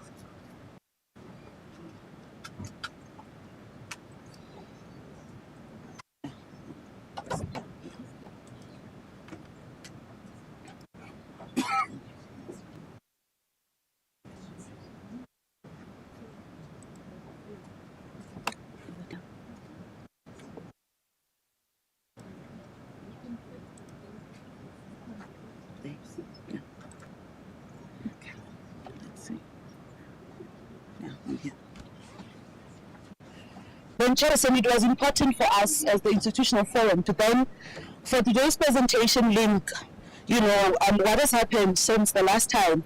The portfolio committee has been here, and the independent assessor, and how that is linking to what we are saying as a state of readiness of us as the institutional forum. Now, you would see there that those were some of the things that some of the portfolio committee members would remember. Some of them, the pointers that were in the presentation of the institutional forum regarding council, the IF's advice, and in consideration of such, poor financial management, the bullying and harassment that took place, poor quality of infrastructure, and also safety and security, also the integrated security system, the health and safety, like you saw today, they will leave, and enrollment and assessment challenges. Then we took the liberty to go into those and, link them to what would be the independent assessor's report on that. And firstly, the first one was to place responsibility of reconfederation in governance and appointment of new executive as a solution of organizational performance and improvement. Chairperson, we are still sitting. If you look at the structure that you were showing, that I said is a society, all of those people would have, at least most of them, would have spent 100 days here. So I don't know, do we still consider them as new? And it also brings a problem, Chairperson, when somebody is, coming to an institution like, and applying to an institution like the Central University of Technology, you know what the challenges there are. And now we must expect you to then be here until a specific number of times. And we still feel that that did not resolve our problems, Chairperson, because of that very, presentation that was given, or report, said that new executives are there, new executives did come. We are still having problems today regarding infrastructure problems that are there. Also, challenges within the registrars division, assessment and enrollment on the other side. Then we also looked at specifically the reconfederation of the registrars division, which we also, as the institutional forum, found as a concern, because if you look at the report itself, for some weird reason we felt that it looks like whoever wrote the report and the recommendations had some, some misalignment on it. And the argument is this, Chairperson, that specific report is saying that, the assessment and graduation, the registrar's division should first have 12 employees that are within that division, and therefore they need to be capacitated. And then the report further talks about possible recommendations on how those should be upgraded. And if you're upgrading 2 posts in that, it means that you're leaving the operational staff with two people less, but do not talk about the recruitment. It then talks that the timetable relocation should be in the registrar's division because of, examination takes place there. But, the timetable is an aspect of teaching and learning. When new programs are allocated, new programs must be linked to venues. It must be linked to whether infrastructure is compatible for those new programs. So how can that be in the division of the registrar when that is done by the DVC Teaching and Learning? And that is where currently, IPQE was supposed to be and has been changed there. So that was also a concern that we had regarding that. Then also the accountability for mishaps on infrastructure challenges and the way forward in the processes to improve changes in procurement strategies on how do we improve on our, and how people should be accounting for such challenges that has taken place. We are now sitting with, buildings that are now there, the ones in Belcom. They are half of what they were supposed to be.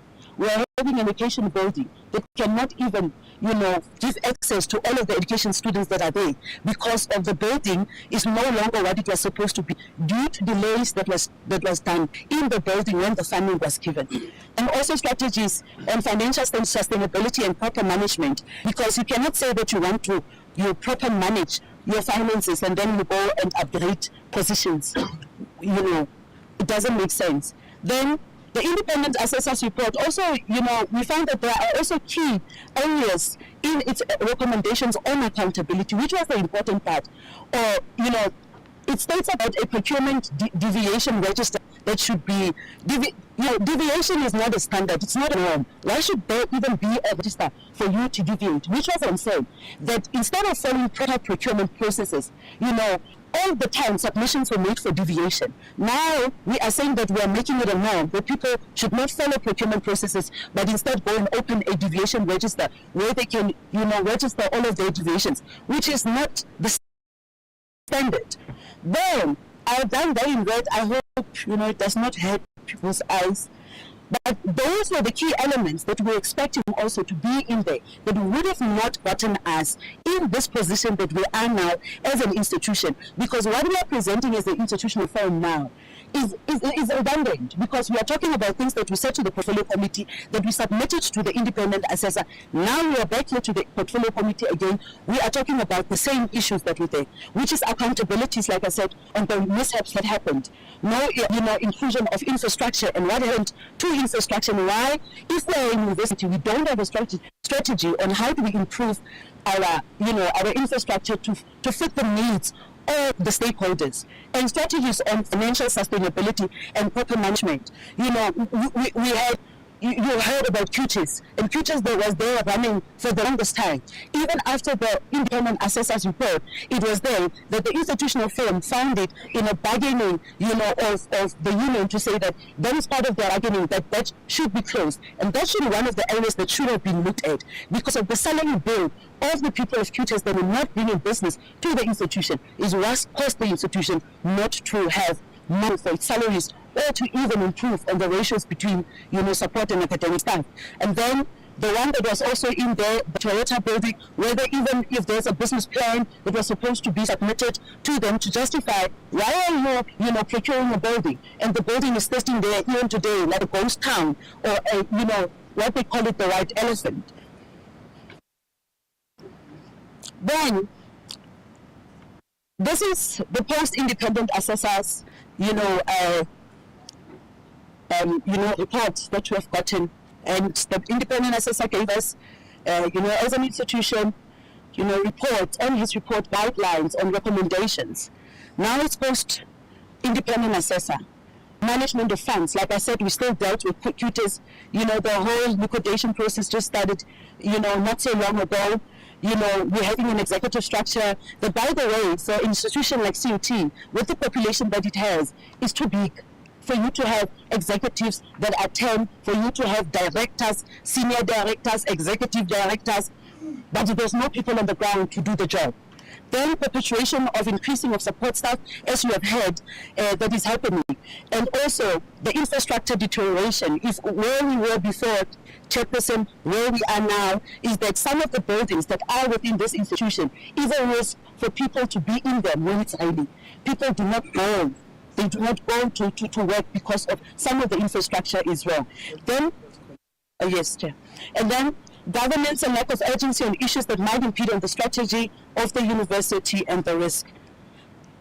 Then, Chair, the other item that you have given us was the current role of an institutional forum as it stands. As the institutional forum, we feel that we are gradually being silent.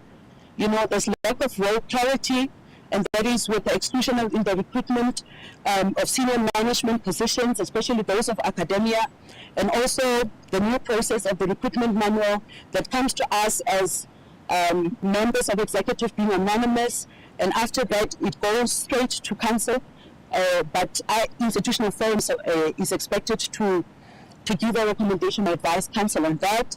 Exclusion from council, bearing the history between the council and the institutional forum, and also lack of participation that happened in the critical strategic occurrences like the statute. Then this is my last slide, Chairperson. Our position.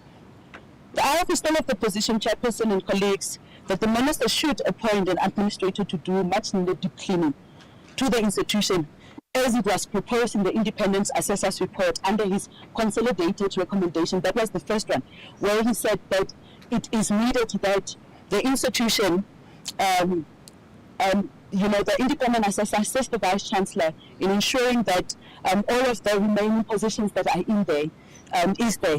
Because as the IF, we still feel that we do not have, faith in our current governance, because if you look at the statute, we have a history where the university has found itself with loggerheads with the previous DVC of Resources and Operations because of the basis of his contract, saying that he was given a 3 for performance, which was given by his line manager, and that had to be cleared at CCMA. Now, the governance is justifying to give, endless, terms to the registrar, which is at executive level, which is opening us for another litigation risk when the performance is the only basis that can be there, which we know is subjective even for members of staff at the lower levels.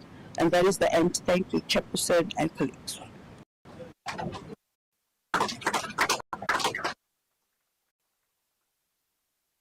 Thank you very much, IF.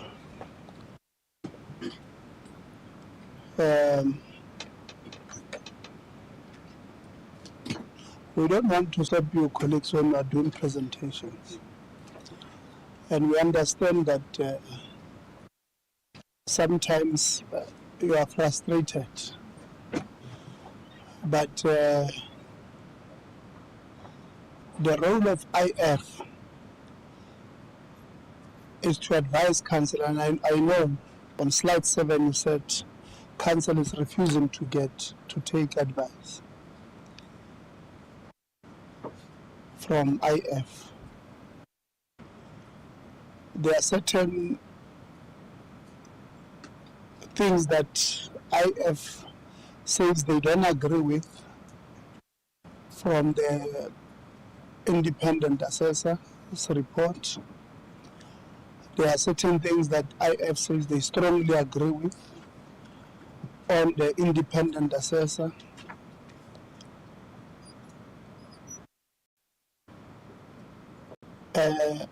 Because IF was supposed to advise council, you'll give us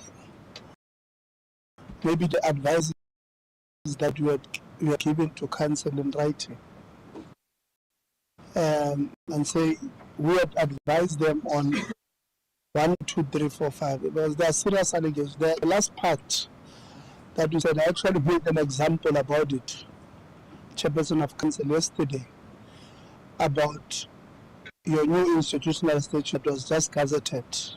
Actually, last week, we told the department that we don't understand why would you want to have a register of life.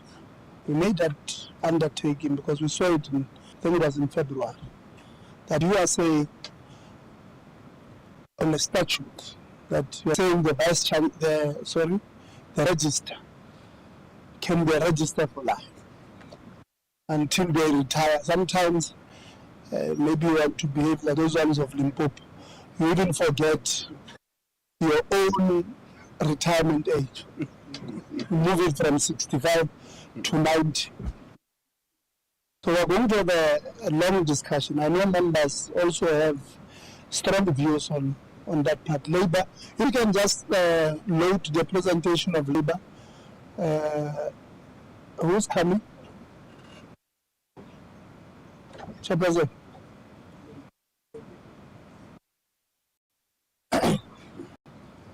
You did not email them.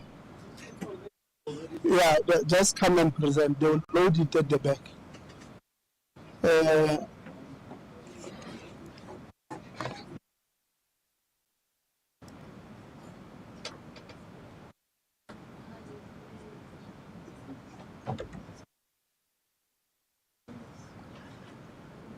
Okay, we apologize. I see here there was a message that they could not see the presentation. We apologize to our colleagues on online. We try by all means. The system here, the council members, it's your system, it's you who's hosting us. So if it keeps on taking out the presentation, I think Honorable Zondo has already asked you, was this the best day you would have wanted? So it's not our fault. If you can't see it, it's you. Who's the gentleman they're projecting? Are you able to move and get us? Let me close this one here because this is IF. Should I email it to you? Okay. Why you did not email them? We'll send it straight to them. Oh, okay. Let me give it to you. Yeah, you see the VC, the relationship between Labour and yourself is that of antagonistic character. They are saying they did not email it to you. They wanted it to come straight to us. So it means there are certain things that they want to, they are going to surprise you with the presentation. So the reason why it did not go through yourselves was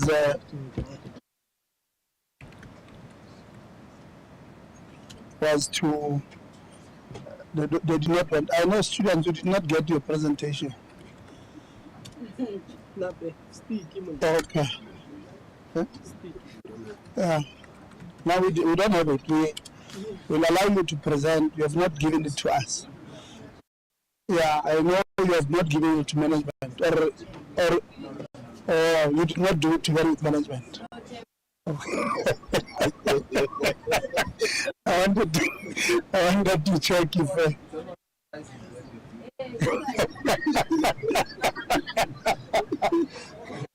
Yeah, the students are saying we are going to talk all of us. Yeah, normally we ask them to send, but you know sometimes we must be you know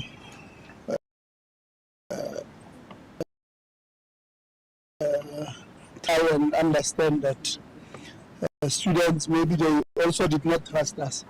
They thought if we take it, we'll take it to management. Yes, President? Yes. Okay, Chair, so I think you are aware that we do not have an institutional SRC, right? Meaning like we have president. So like our agreement was that we are going to minimize the, like in terms of, let's say you are given 10 minutes, we said we're gonna go like 5-5 so that students feel like they were not spoken for. It's just that, Chair, you said something that touched me, Chair, because you said the main stakeholders are the students and that's who you are mainly here for. So maybe, Chair, if you can limit other speakers, maybe in terms of time, so that they can leave more time for the students. Okay, President. Thank you, Chair. So, in simple terms, as them the saying, and how I must limit you, because you are the only ones who have not presented. Let's try and get straight to the point. I think vision and mission we understand. Yeah. Let's not go to Thank you very much, Chairperson of the Portfolio Committee, members of Parliament, our colleagues, and our fellow staff members. This is not the first time we are presenting to the Portfolio Committee, and much what we are going to say today as a collective of Nahau is that very little has changed. In fact, we were tempted to send the same presentation, but we then thought it might be easier for us to go to address the issues straight. The union representation, we did look at the key elements that were given, the three issues in terms of the readiness of the university. One of the key things that is quite worrying, Chair, I won't read word to it, is the acquisition of the properties by management without any business case. In fact, there's two buildings that are procured, the dilapidated one, Toyota building, and there's also another building, the Transnet building, where the university has not even occupied at this stage. But there's no clear business case or no and justification on why these buildings were procured. Chairperson, there is a problem of infrastructure. One critical example, it's now 2 years that door when you go out there, it might take your press or something. We have complained about it. And this is just a typical example. But the state of infrastructure at the university is going down. And as a union, we went to the extent of writing to the Department of Labor. And that's how the university was sanctioned. Chairperson and members, we first wish to acknowledge and appreciate the opportunity that we are presenting to the Portfolio Committee. And we have highlighted a number of issues that we, as Nehao, that there is a climate of fear and intimidation in our institution. There was one incident where at LAPF, a member of staff and senior manager presented, immediately was threatened with SMSs to say, what did you do there? In a meeting, the person that is not in a meeting threatens the one that is inside the meeting. That is the clear example of fear and intimidation at our institution.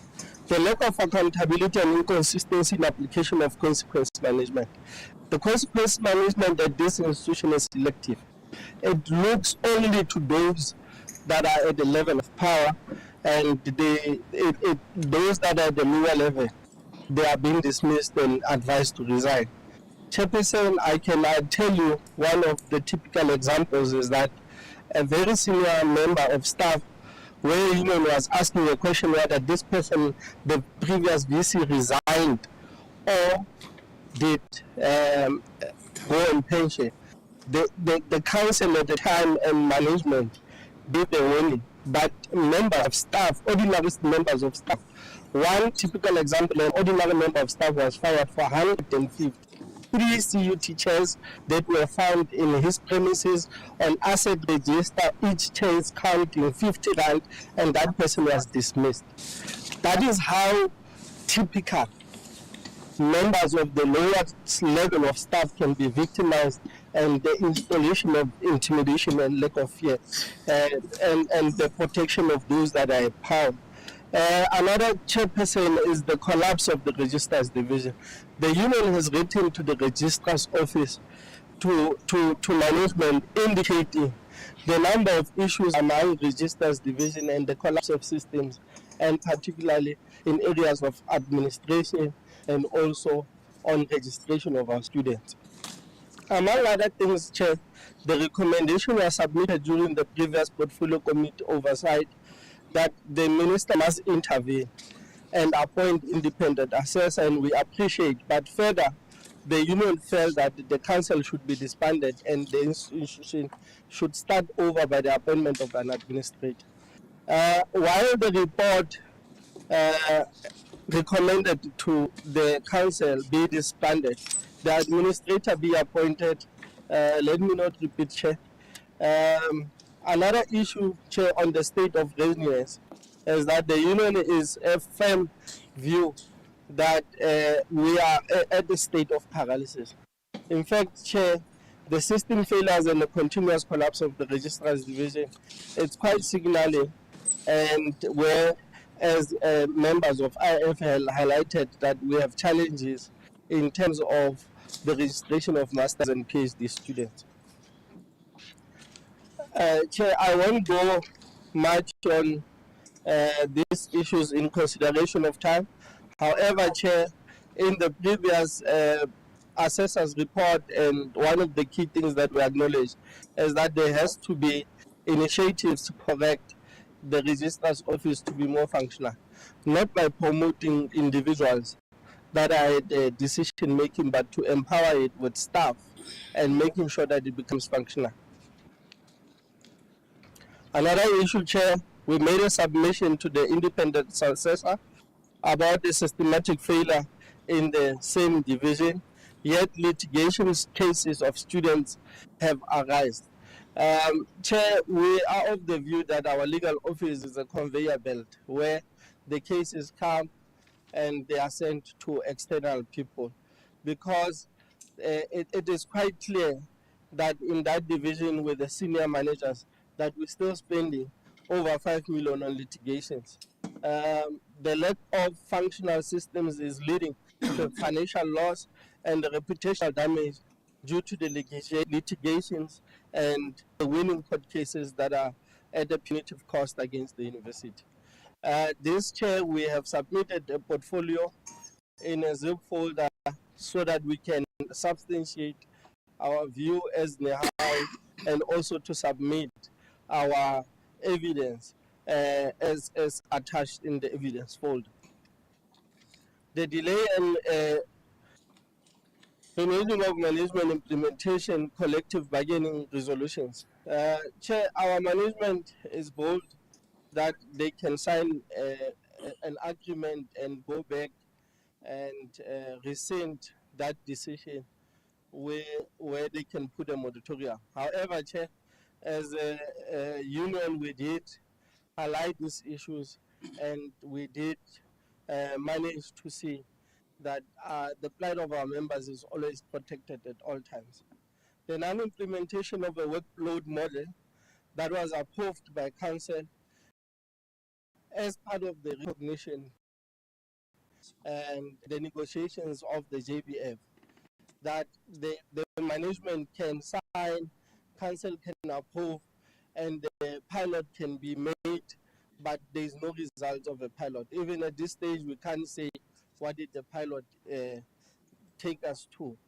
Management took the whole second semester of 2023 and the academic year of 2024 trying to pilot the workload model. But that workload model, it's in the agreement. It's also cited as a policy of the institution. But we are sure we are still trying, Chairperson. We're still trying to see how it can be implemented. Year to date, most of the academics are still overworked, which negatively affects the delivery of a quality education for our students. Chair, we do appreciate from our visit acknowledgement that we are sitting at 70-80 in terms of staff cohort, and we are more dependent on part-time lecturers, which if they leave, they leave. The students must see what they do. Chair, there is the workload policy that is workload model policy that is signed. Another thing, Chair, is the introduction of the senior management position. We find it that considering the shape and size of the university, there's no justification for this bloated senior managers. One of the key things, Chair, the university structure has expanded significantly, and every time we're trying to sit down and negotiate with them, is that the salary bill is too high, but we know where the salary bill goes to. Chair, Another thing, the university has directors of directors to the bloated executive structures. Chair, another issue that we wanted to highlight is that we have directors of directors. The union did recognize that in one department you have an executive director, you have the senior director, and you also have a director, and you have deputy director, they have managers, and chair. Unfortunately, you don't have support staff or you don't have people that might actually do the actual job. That is the reality of CUT chair. There's a couple of departments where there's a director and an intern. There's a deputy director and administrator who must do the work chair. So those are some of the issues that we are saying. Let's make a lean senior management and actually get to the work of addressing the plight of our students and workers. Yet the university has a serious shortage of academic staff members and is running an academic project through the part-time lecturers. We know, Chair, that some of the part-time lecturers, they then refuse to retain the scripts of the students, or they've got an employment somewhere else and they can leave. I mean, it's the condition of employment in which they find themselves in, Chair. There's a very significant financial instability and a diversion of resources away from the core business of the institution, which is teaching and learning of our own students. Chair, the acquisition of buildings without any business case, I think I have spoken about it in consideration of time, Chair. I'll move to the other slide. Chair, we just wanted to demonstrate the Toyota building. The responsible union of Nehao, when they have noticed that the university has already procured the building, that's how the building looks like, went to management and say, but this is becoming a fruitless expenditure. How about maybe you put security there so that they can protect this facility, because it's now ours. We inherited it without any choice. But now that is a university property, how about that they can protect this building? So this is how the building looks like here. We just wanted to make the portfolio committee to look at the photos. However, Chair, many of our photos that we had in the last meeting, in our last presentation, they're still like that, where you see in the Welcome campus, where we showed you where the drainage was off and it was a risk. It's still like that. We can also submit when you look at our portfolio of evidence in terms of the folders shared. Chair, the continuous maintenance issues, the university has not had a foresight in terms of the massification of our students, that the higher education space in itself, it's expanding, but the size and shape of our institution in terms of infrastructure is not moving.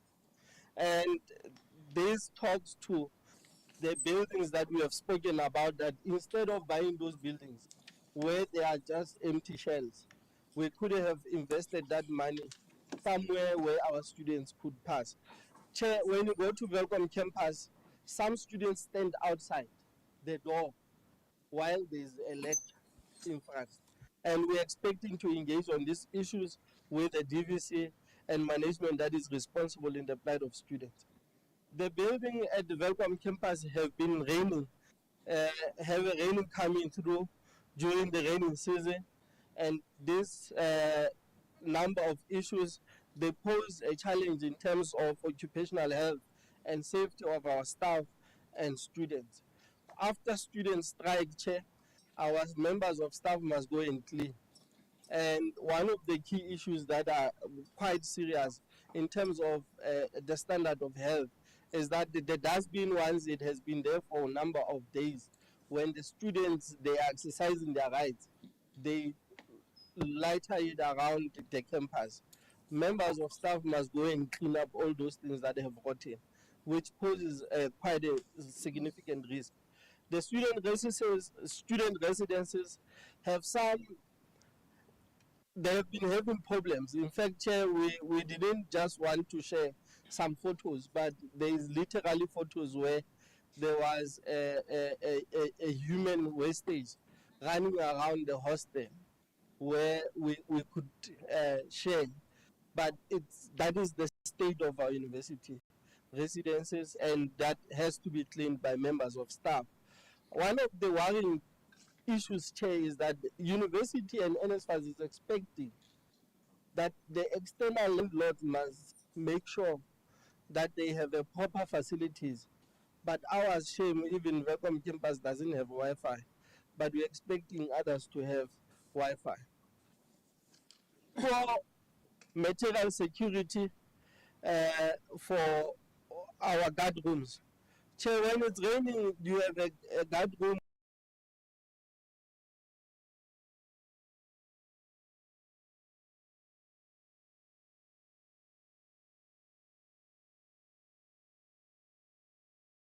when you enter the main building there.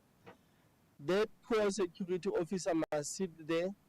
There's no lights, there's no electricity attached to it. When they want to go to the ablution facilities, they must go very far. And that is like just a mobile toilet. It's very small when you go to the buildings. We work for the safety of our members and making sure that they work in a conducive environment. Issues which are now is with the ending litigation processes of duties. We are requesting the institution to finish and organize labor the report of liquidation process of duties. Now is extremely concerned with the newly gazetted statute, particularly regarding the clause 63.2, which states that there is no limit of terms for the registrar. Now wants to record that both management have ignored the CA report on excessive salary executives and senior managers. This is in though the staff who are responsible for the business of the university, which academics are compensated below the national average. And this was confirmed by REM channel in our discussion. Considering our size and shape, we can't have the executives any like the ones at VETS, UJ, and WAD. We are a very quite small university, Chair, and we still have need to grow the university. Management and council must come clean on the grapevine where we have been getting that the university is owning property in a form of a fuel station that is not far from campus and rented to a private owners who are allegedly paying 100 rand per year, while the university, that company is generating a very serious revenue. Now, recommendation is insist on the minister to dissolve council and appoint an administrator, a forensic investigation by SIU to be in place by the minister to, freezing the executive salaries for the next 3 years. In our negotiations, we have proposed, in our last argument, we agreed that the executive managers will pursue council not to increase their salaries. But we went further this year to say, let them not pursue them to freeze, but then freeze it for the next 3 years. This is in consideration with the CHE report and also considering the size and shape of our university. Clause 63 of the statute to be reversed, and the appointment of the register must be like any other executive. You would have a register that is unlimited, but you have a deputy register that is on a 5-year term. It's quite abnormal, Chair. The above was a mandate given to us by our members, whom are almost 80% of the staff members of this institution, and we hope their message today will fall on fertile ears. And thank you very much, Chair. These are not my words, these are the words of the collective. Thank you, Chair. Thank you very much, Labour. Vice Chancellor. I'm sure he's saying the last words there because he believes that little churches, based on what they're saying here. We always say, colleagues, don't run after workers or students based on what they are saying in our meetings. Parliament has got what we call Powers, Privileges and Immunities Act, which protects our people in our meetings to be as honest as possible. But it also protects them against I must be careful on how I put this on. Protect them against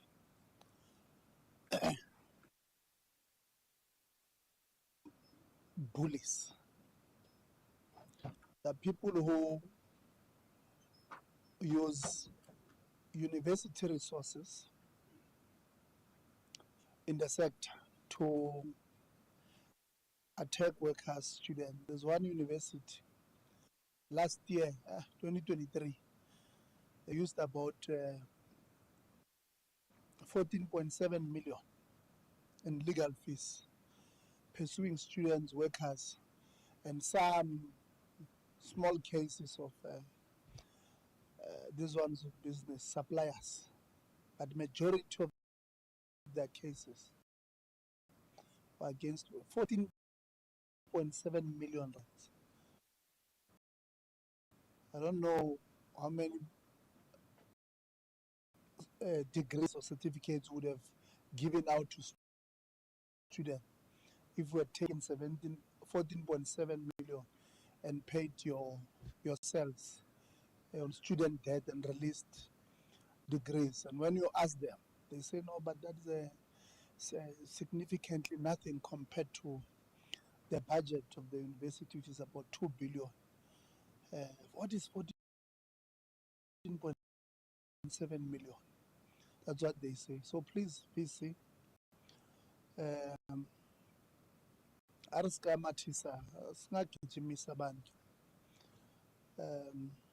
You see how friendly the faces of my members are.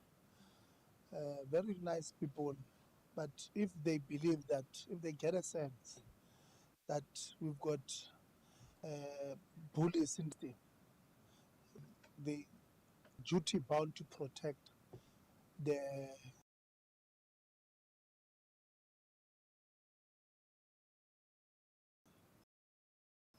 underdogs,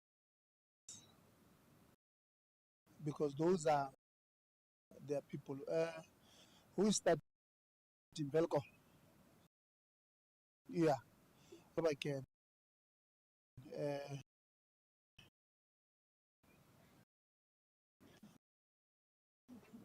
President.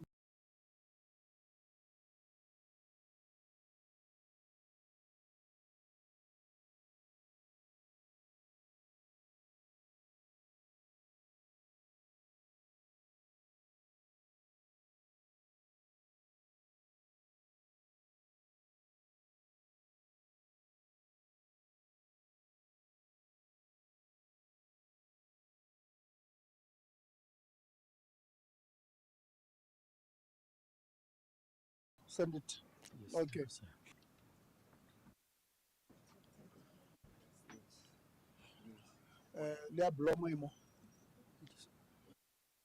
Send the letter, please.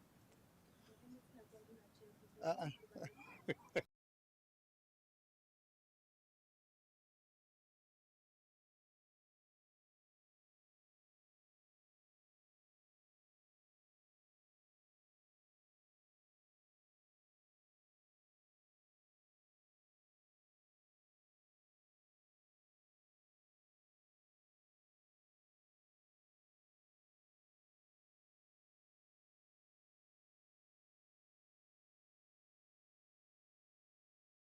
Okay. Thank you very much.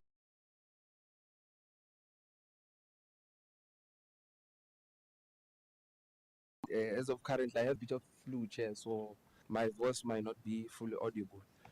So Hopefully it doesn't happen, Chair.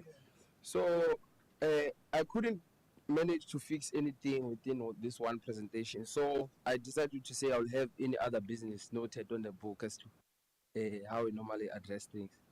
So our presentation starts with a presentation outline where we divided each and every issue that we have on our campus. First, we started with 2025 academic year. Then the second agenda was current state of campus affairs.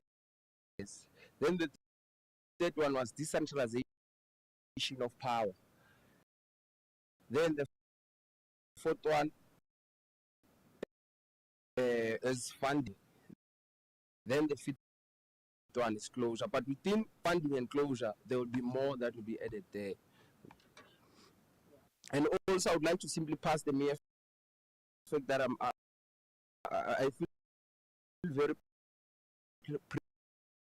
privileged to say I'm able to just simply stand in front of everyone and make sure that I fight for each and every student that is in the ground of our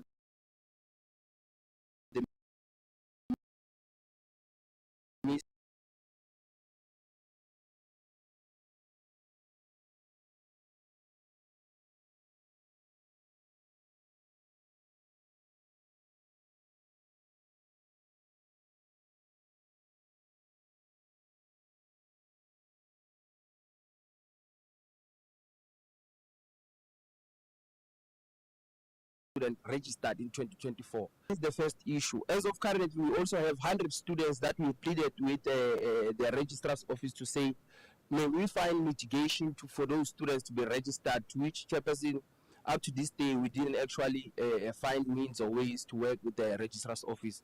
As you can see, last year we won 6,700 according to the power header.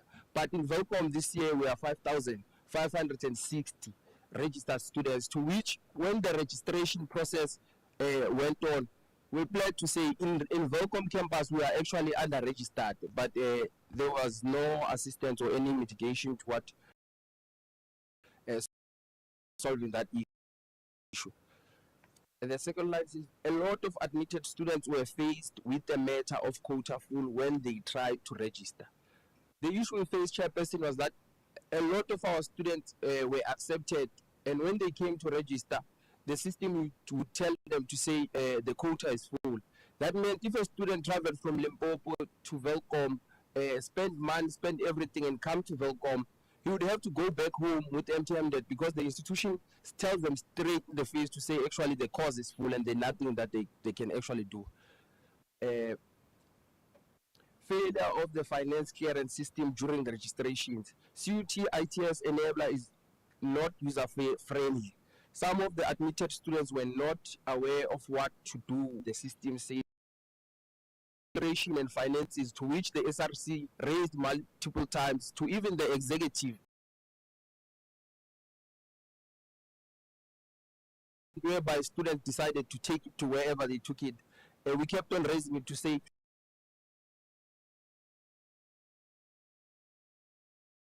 we have a framework of how actually it operates. Students were just shown something to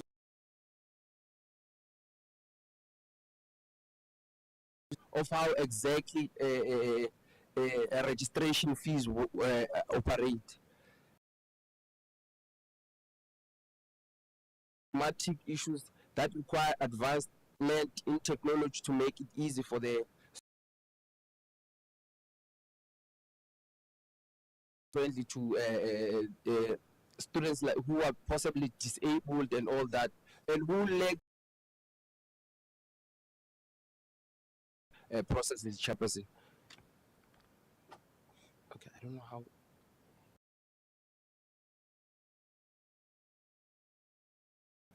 Chair, we know that CUT attracts in majority students coming from underprivileged. The university is aware of that having the register due to not having the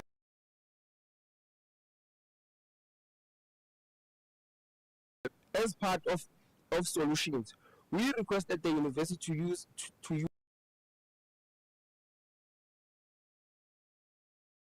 on how it has been used, and up until today, since January, we haven't received any update 2024 to pay for registration fee for affected students. So and with the Mosipe Foundation donation to which the institution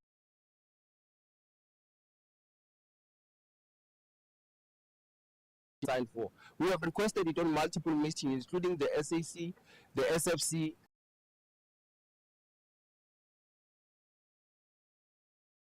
does to the institution.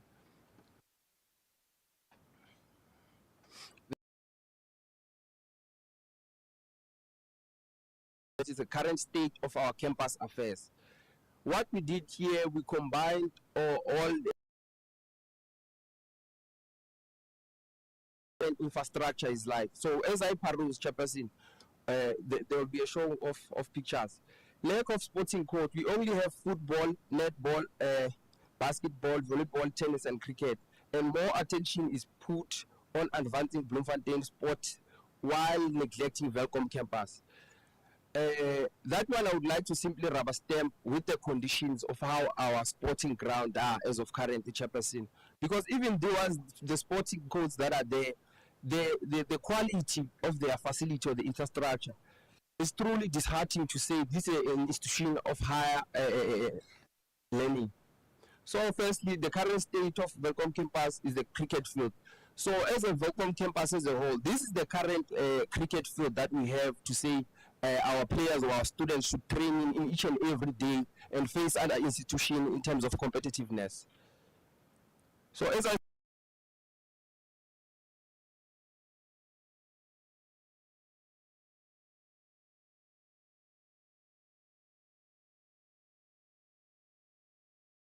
their field where they are expected to perform and actually train on. And this one, Chairperson, I'm not sure about the figures, maybe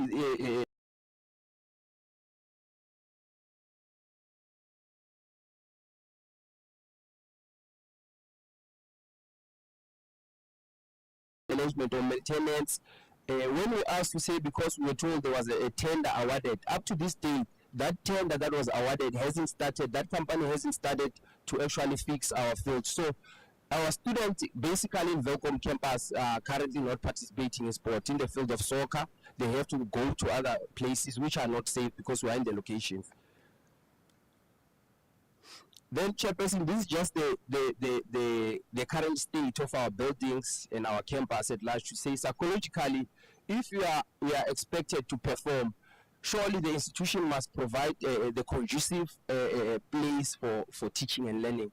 But as you can see from these pictures, Chairperson, as I scroll down, this is Block F, SRC block. Then this is the library. On the left is the library, on the right it's the SRC block, to which where students actually move every day. Then these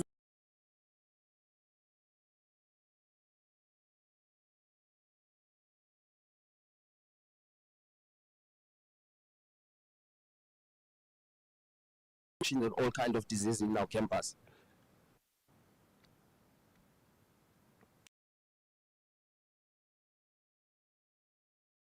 Came to us to say they don't have any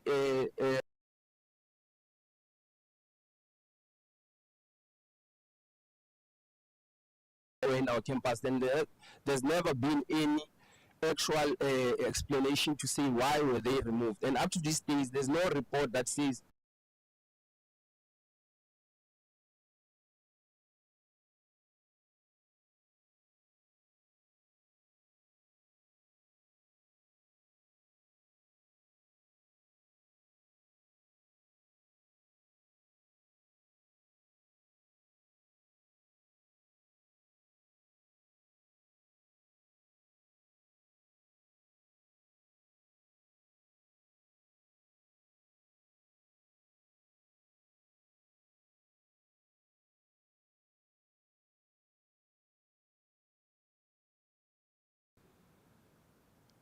then Chairperson will move to the issue of decentralization of power, to which it goes hand in hand with some of the issues that I mentioned of budget and what's not.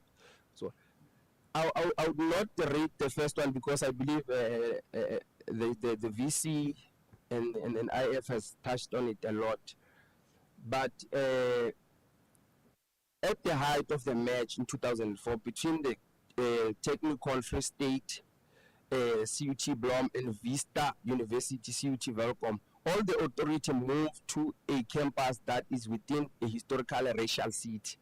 This means that from the inception of the merge, Welcome was meant to continue being underprivileged because now Bloemfontein campus even today remains only the center and the face for innovation, infrastructure, academic, research, finance, and Welcome campus becomes something that the institution is actually ashamed of.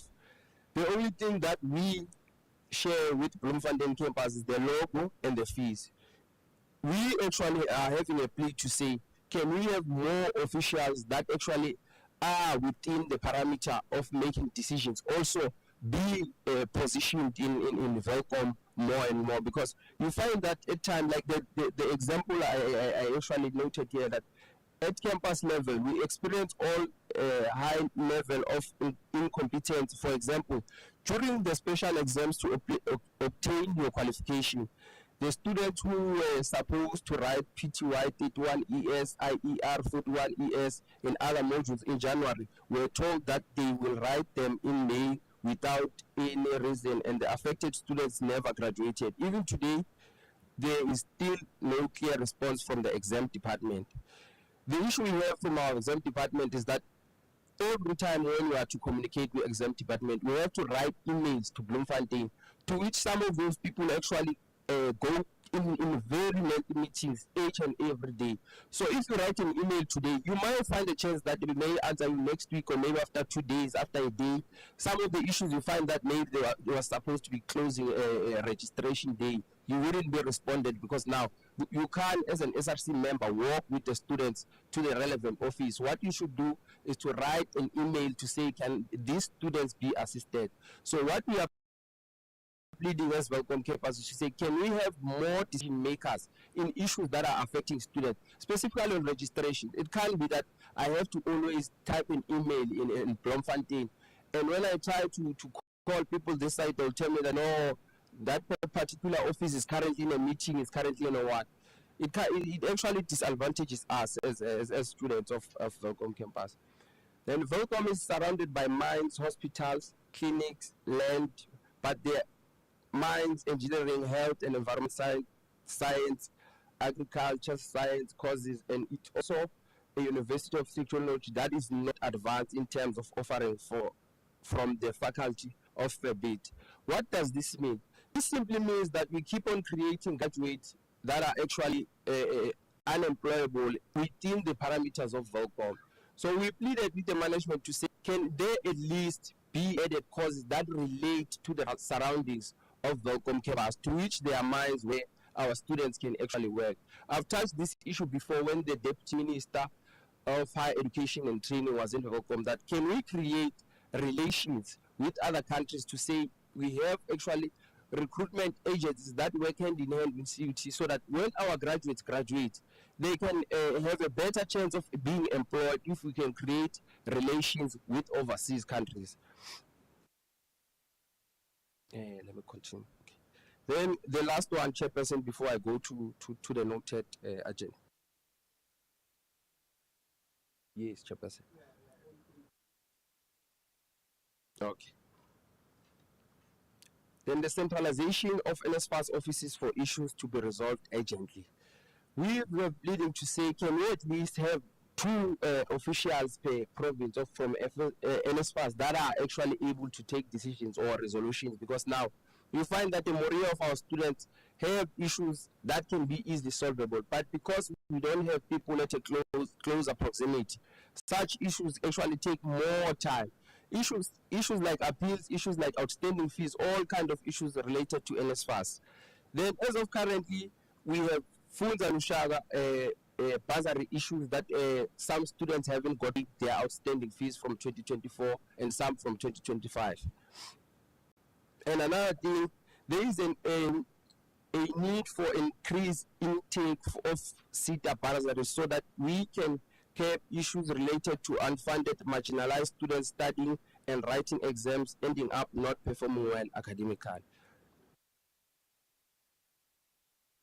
Then, Chairperson, this is the last one, but I believe the VC has touched it a lot, so I'll just jump straight to. So they left out outstanding issues. Chairperson, we have part-time lecturers which are congested with work and who at times tend to fail to deliver the purpose of why they are being hired. You find a lecturer telling you that in a class of maybe 80 students, 60 have failed due to the mere fact that they were not directly writing according to the memo. And that issue was raised multiple times, but it was ignored. The second one, the withholding of graduation certificate. There's nothing more painful that a black child actually works so hard and study hard for so many years and end up actually not getting their qualification or certificate. It simply questions the purpose of why you invest so much time in education when you just end up not having a certificate. We have raised this issue multiple times, and we're hoping that there can be mitigations to this issue, as there were some indications within the council of some things that can be done. The questioning of the issue of students staying longer in our institution. Chairperson, we have an issue of students staying 7 years, 8 years within our institution in large volumes in some of the faculties or some of the departments.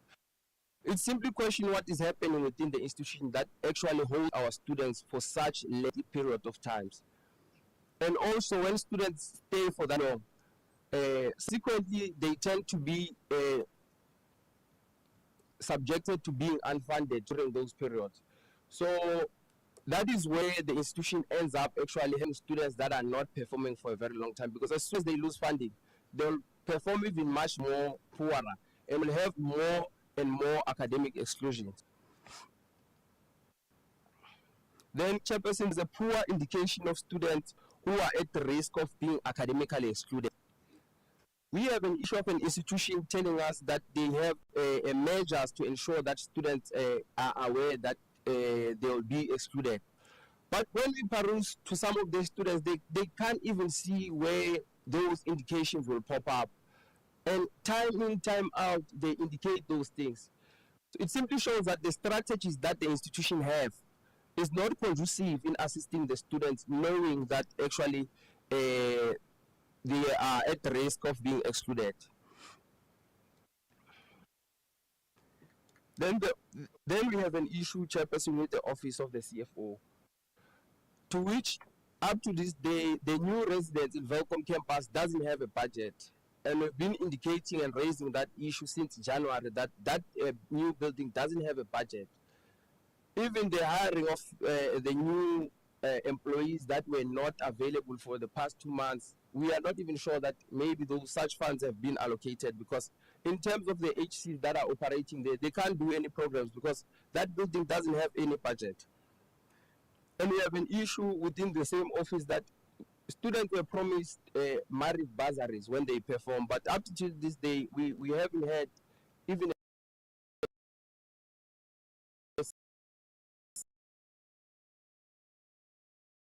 a student saying, I've got a merit bursary from the institution, I'm getting for free, I'm getting a meal allowance, or I'm being paid off rent. Then I think this one will be the last one, Chairperson, because it's just the whole thing. The issue of accreditation and its credibility.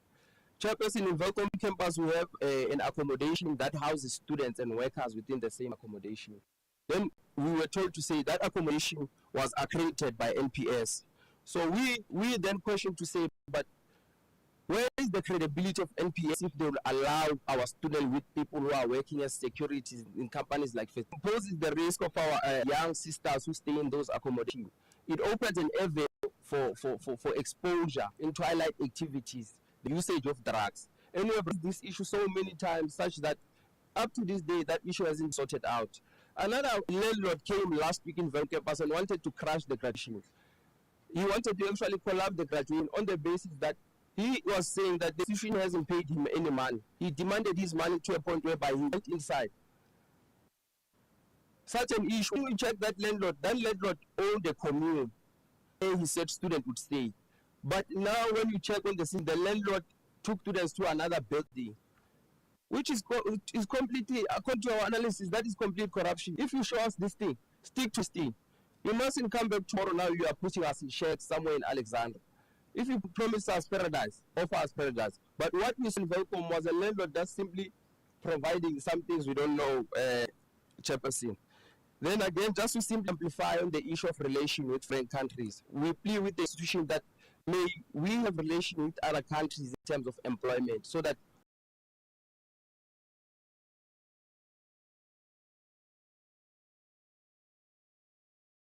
when our students graduate,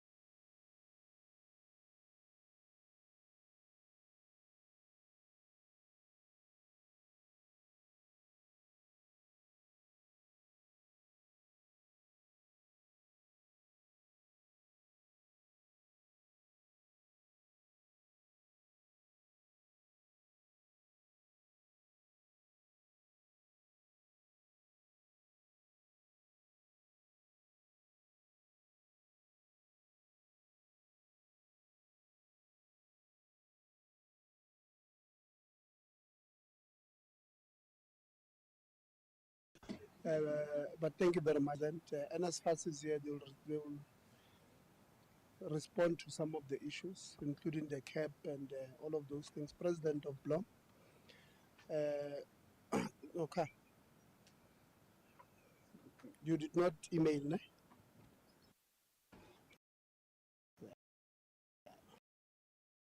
President of Blom doesn't trust us.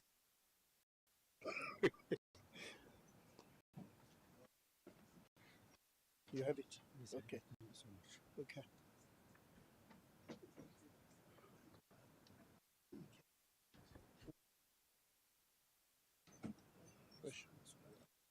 Hi, Chair, why are people leaving? No, no. Well, let's check. Chair, why is everyone leaving?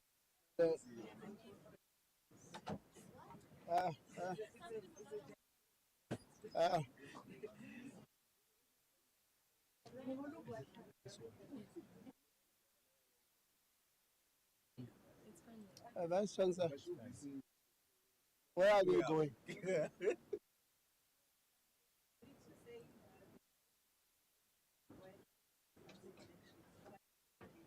Oh, we don't want to be fighting. We don't want to be fighting with them. Okay. So if you can just WhatsApp them, they must come and listen. President. I must start, Chair.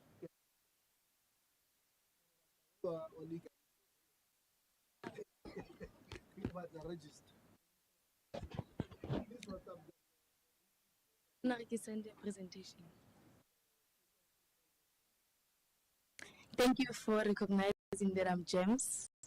Revolutionary greetings. My name is Jemina Mugwena, the current president at the Bloemfontein campus, and I'll quickly go through a presentation which I believe does not really Chairperson.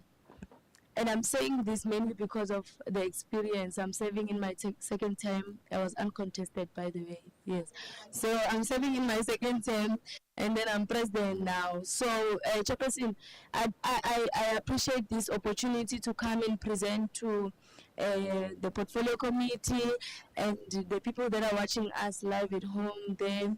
And Chairperson, I can say without any fear of contradiction that I'm very much happy because Mr. Chilivali is here, and he's the one that has been with us through and through, and he's the one who I think is part of the people who have been giving us a problem. Chairperson, The reason why you are seeing my presentation is having lines and all of that is because while the VC and everyone else was presenting, I also added some of the other things that I might have forgot, Chairperson. And the reason, Mr. Lale, I'm not sure if he's here, but he was sitting here. I'm a bit concerned, Chairperson, because the same presentation that was presented to us by the VC here saying Mr. Lale started in December 2024 is a lie. Mr. Lale started this year. When we were having issues at the gate, he said to us, he's only 2 months old. That's why he doesn't know the issues. So I'm a bit concerned if then the presentation comes and says, from December 2024, this person has been working and being effective. So now the issue of auto-promotion was what we were faced with during the registration period, where senior students like myself passed last year, but then were not allowed to register on time due to systematic areas at a University of Technology, Chairperson. Then loan students did excuse my English, I did English first additional language, but at least I'm graduating tomorrow. So loan students, they didn't get any cent, Chairperson, but majority of them last year under the leadership of NSFAS were having approved applications, registration received, but they never received anything. Our sisters were subjected to sleeping with older men because they didn't have a place to sleep. Now, Chairperson, during the registration period, students were sleeping in the SRC office, and the VC came with the registrar, and the KFC bought by CFO for only 1 day, but then every day students were sleeping in the SRC office, subjected to unhealthy conditions. We were alone, Chairperson. When we call Mango residence manager, she would say, no, now I'm sleeping. She had her days. She chose, today I have them, tomorrow I am sleeping, call me another time, or I'll see them tomorrow, while we are the ones sleeping with the student. Chairperson, at these very institutions, our students for years, and I'm saying for years because it happened before I arrived, but students are subjected to paying admin fees who are like 2,000, 3,000 something plus extra rent under the leadership of NSFAS, which has the same guidelines that says students must not pay any admin or extra fees. But I'm going to get into that. Chairperson, fortunately for me, I was here during the Norako period. It was devastating, Chairperson, and it would be a failure for me to stand here and not indicate that that situation subjected our sisters to rape, it subjected our students to exploitation, because NSFAS appointed 4 service providers, which we do not know about. Their offices were nowhere to be found, and when they send people, I even have a picture, when they send people that they say they are here to help us, those people, Chairperson, just came to take a list of names to say, oh, when was your issue?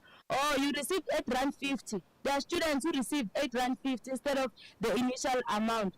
Non-accredited accommodation was opted by the institution in January when landlords refused. They did a letter, Chairperson, and they said we refuse to take students from CUT because the SRC and the CUT is saying that no admin fee, no deposit, no extra fees to students. So the landlords, they have CUT by something that I cannot say, but if I was in a political environment, I was going to be allowed to say it. So leadership, we are very much undermined by service providers. Yes, that very same neck with 2 angles, yes.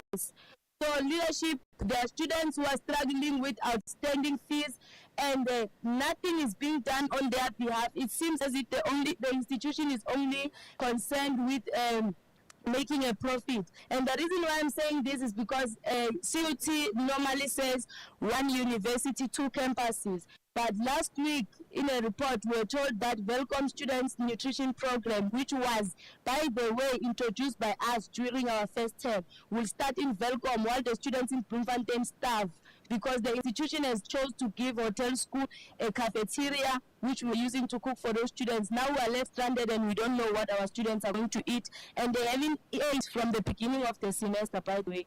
Chairperson, at the Central University of Technology, our students are subjected to rape, traumas. Their laptops are always taken when they are coming from the library, because they stay in accommodations that do not offer adequate and proper Wi-Fi. So they are forced to come and study at the library, and we are not even safe at the library. If you check TikTok there, Chairperson, there's a video of 2 guys who entered CUT. They're taking things of CUT, but we have protection services. Then I just noted here because you said legislature money, so I wanted to remember, Chairperson. So there's no financial accountability at CUT. And the reason why I'm saying this is because across residencies, across units, across divisions, there's always, when we get there, it's like they want SRC to take side of who ate the money more than the other one, or who didn't eat the money, or who, there's no accountability. Well, it's not all. There's the nice part, but the bad one is the one I'm here to press on today. Now, there's liquidation on QT's leadership, and we have asked how our students are going to benefit, but Council didn't seem to have a proper answer, because liquidation means there's assets that's going to be sold and all of that, and there's been an investment that has been made into that, but we have not been given a clear answer on how our students are going to be benefiting from a liquidation of a facility or an infrastructure or unit that is supposed to be assisting them. Now, the reason why I put girls prostitution struggling with funding and Mr. Tilivan is because in a meeting in Cape Town, I stood up with my boldness and explained to NSFAS that when I left Joburg and I came here, I thought it's going to be the city of roses, #1, everything, because every year we are told metric #1 here. When we reach here is a city of potholes, small street taverns, weed places, Chairperson. If you go, I wish the walkabout they have given us the right, because we want to take you to those places where a student accommodation, which NSFAS is paying for, is on top of a tavern. Every day students are complaining because they cannot study due to those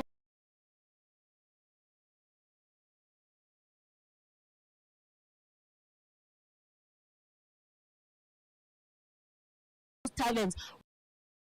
When you wake up in the name ladies, the CUT residencies, also the other residents, and you open your window for fresh air, you get smell of weed instead of fresh air. Chairperson. So the state of readiness at CUT is good on paper, Chairperson. It's good when you're gonna show you the pictures. Japi Fanlile, what? See Vision 2030. They love to say that Vision 2030, and they also love to say Ubuntu, but they don't practice it when it comes to our students. We are currently interdicted, and the VC students said the student leader students were striking. Myself, I'm #1, and I didn't even know. I was sleeping in my. I went out there. Just I refused to speak to the dinos. Now we're being told that Nina, you are undermining the money, and that's the same person which the problem started before they even reached VC. After the VC, still people didn't even do their jobs, and we indicated to her to say VC should be respected. Leadership is one thing, and even when you are not there, we see this person is respect. So they give her fake reports, and she comes with her spotted views or lies, and we are not to lie. I've told VC countless times, VC, I wish sometimes you can be on the ground, but she misinterpreted me and said the VC cannot be on the ground. But it's questionable, because how are you saying you cannot use them toilets in the library every day? Now we are getting vaginal infections. I will not shy away from it. We are getting vaginal infections. We do not have bins to put our used sanitary towels with blood, and then the cleaner come and complain your students are putting the used sanitary towels behind the toilet. Obviously, there's no integrity in the whole process of disposal. So people are going to be creative on how they do things. So Chairperson here, too many people, it's like generations the legacy. Too many people are acting there. At CUT, Chairperson, you know what's happening. Even when something happens, you hear in the corridor, just say, no, remove this one, get someone to act very fast so that we don't get in trouble. Then student activism.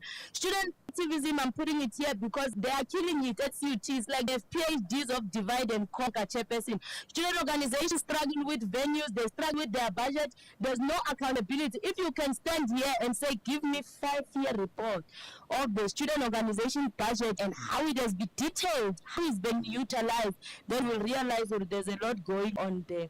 Chairperson, intentional infiltration, which is a risk to the quality of student development and support, is happening here.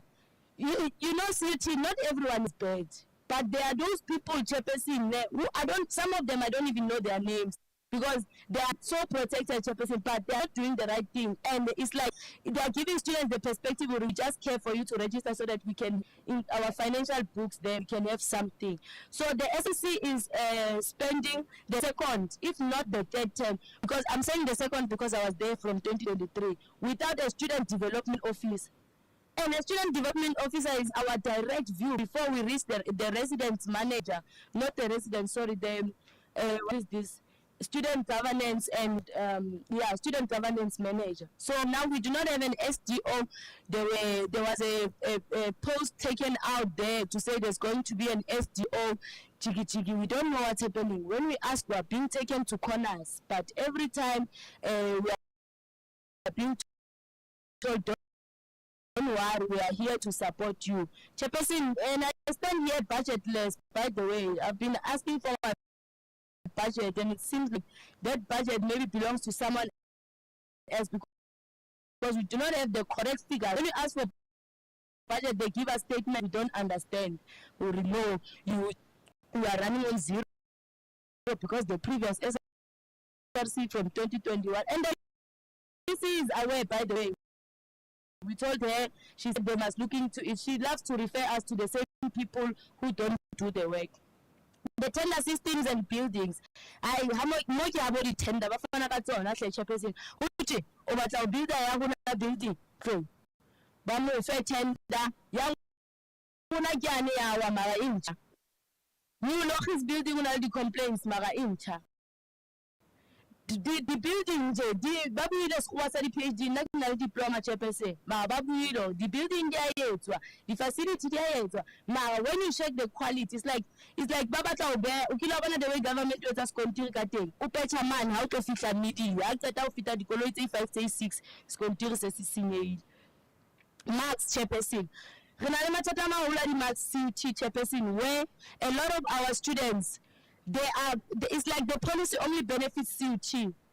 When the lecturer is the one who did not submit the marks, the AGU will point you to the faculty will point you to AGU. When you put them in the same place, they blame the lecturer, they say there's nothing they can do. But if a student does something, court interdict. If management doesn't work, nothing, we're gonna look into data, we are in this together, what they love to say.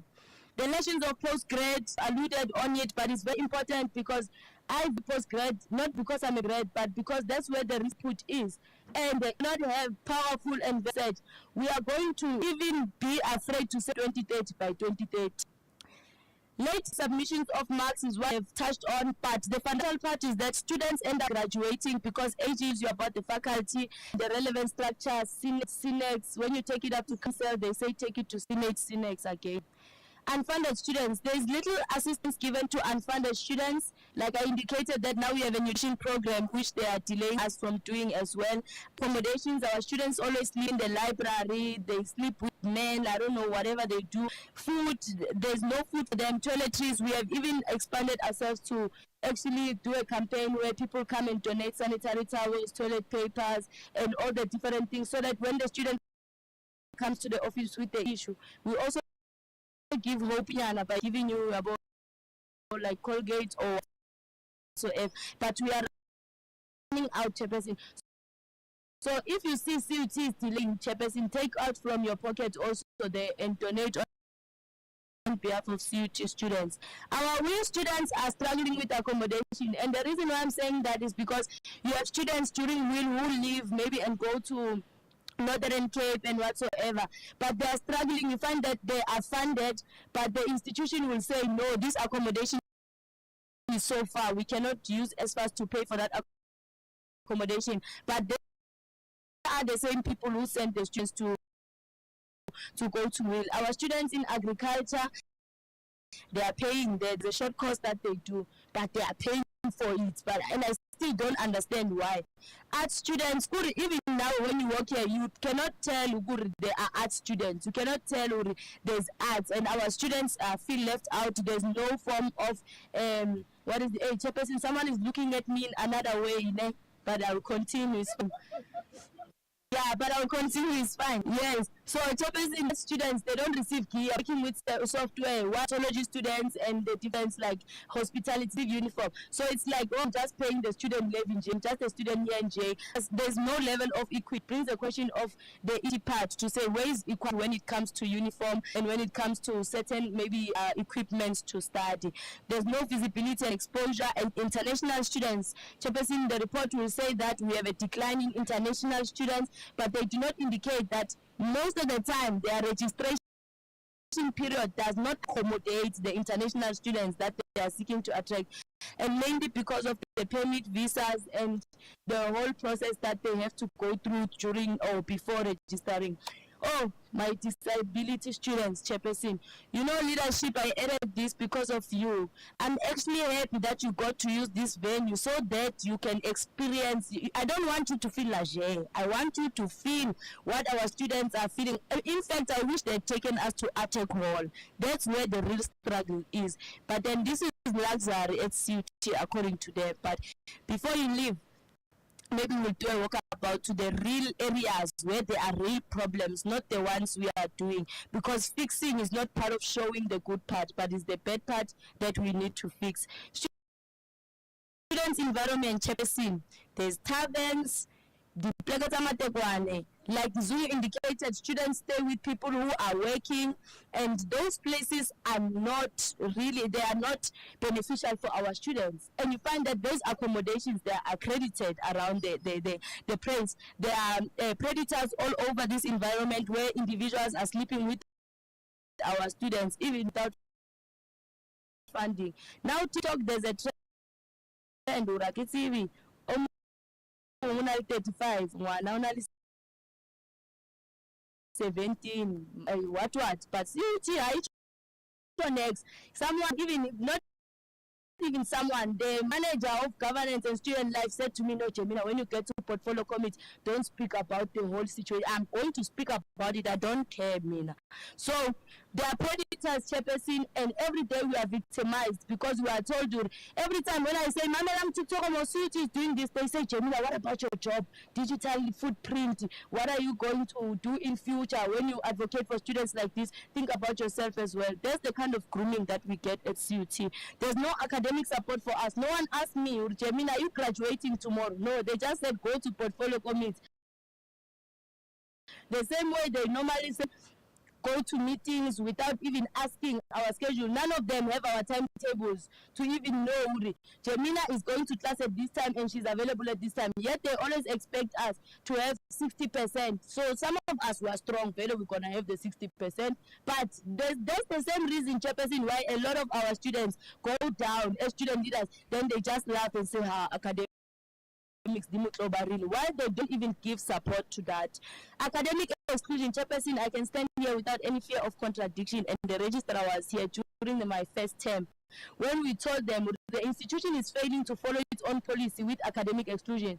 They exclude students without notifying them. It doesn't say notify me when I'm excluded. It says first notify me when I'm in the danger. That's what the policy says, so that the student can be aware. But our students are not notified about it. They say the tool been put in place to address the whole issue of academic exclusion. The same tools that we had in 2021, which was I. So, sorry, when students, 3,000 students, by the way, VC's presentation said 2,007 something.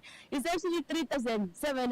No, it's 3,000 students. And that gap of the applicants is majorly the students that were not notified. There was a new system that was put in place to deal with academic exclusion, but they never gave them a training to say the new system, you're going to do this, you're going to do this. As a result, students just send the necessary ages. Student leadership for on-campus, I just want to quickly rush. I am left with 4 pages. Student leadership for on-campus residents, there is no beans for friends, which I've already indicated. Training given to student leaders, not capacitating them, and hear about the house committees and things. And however, they give impression that SRC is normal students. At rest of the residents manager, the dean of students was also the new, but he was there and he didn't direct it because there's one question that the student leaders at level SRC is no but the leadership, and that's very the leadership. So now you find that there is a gap. So that's why I'm saying the PhDs in not being amended and ARMs implement a policy when they feel like it. So if they feel like you must enter the house at 10, they allow 10. If they feel like 11, they allow 11. If they feel like there must be meeting, there's a meeting. The residencies are not given the authority which they have. SRC HCs who are democratically elected, and then on the other hand who are interview. Elected while we are there. The wardens, they are appointed, they go to an interview. Chairperson, we saw nepotism and favoritism. Someone got total while they couldn't even answer what is the mission and vision of CUT because they are a previous warden and they are friends or I don't know what. And those same people are the same people who were charging our students emergency rest money, 150 per night to sleep at CUT. and then there's no accountability on what have they done with that money. Every year, residencies have a budget. They don't want to account with slips. Runa, we don't want accountability of just reading. We want slips to see where you did what you did, and they are not giving us that. I don't know who's protecting them and why they are protecting them, and who is protecting the person who's protecting them. Now, during the resident, the interviews, the resident manager allowed myself and the residence office to go into interviews. She was not there. She delegated the person of Nehau, who is also the ARM. I don't know why when they introduce them, they don't put the other extra portfolios that they have, because you have people who are doing two things at the same time, but they only introduce one. The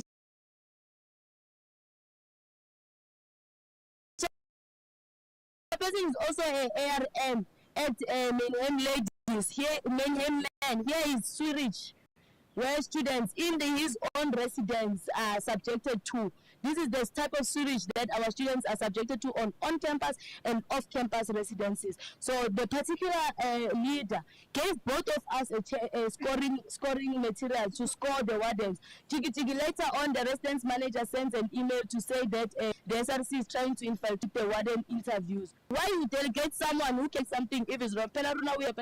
We are new to the system. We do what the person we must do. So, but later on, we get things that we are infiltrating. Students on campus are subject to victimization due to the treatment they get from HCs who they voted for. They charge them amounts they give. Imagine your first daughter, she goes to CUT residence, she's subjected to calling someone mother. You must say mother when you see her. This one is the empress. Tina, SRC, we are not gods. I tell you straight, me and Jamila, when you see me, Jamila, because SRC is 1 year. But these people, they go around acting like gods because management tells them SRC is nothing. When they speak, just listen. Then don't worry, I'm here for you. Students scammed during registration period. They got scammed a lot, mainly because landlords undermine CUT. They undermine CUT. And the reason why I'm saying that is because there are landlords whose rental fee is more than what NSFAS is. You know, here there's a landlord whose rent is 5.5. Can you pay 5.5, Mr. T? No. But landlord is charging 5.5. On top of that, contract fees. Even at CUT residents, they charge for keys. Some of the students don't even have keys, even now when we speak. Someone did maybe they were charged for keys for 4 years in a CUT residence, which they never received. But every day, when we speak, we are interdicted. This one, just silence. Interdict in a very young chance.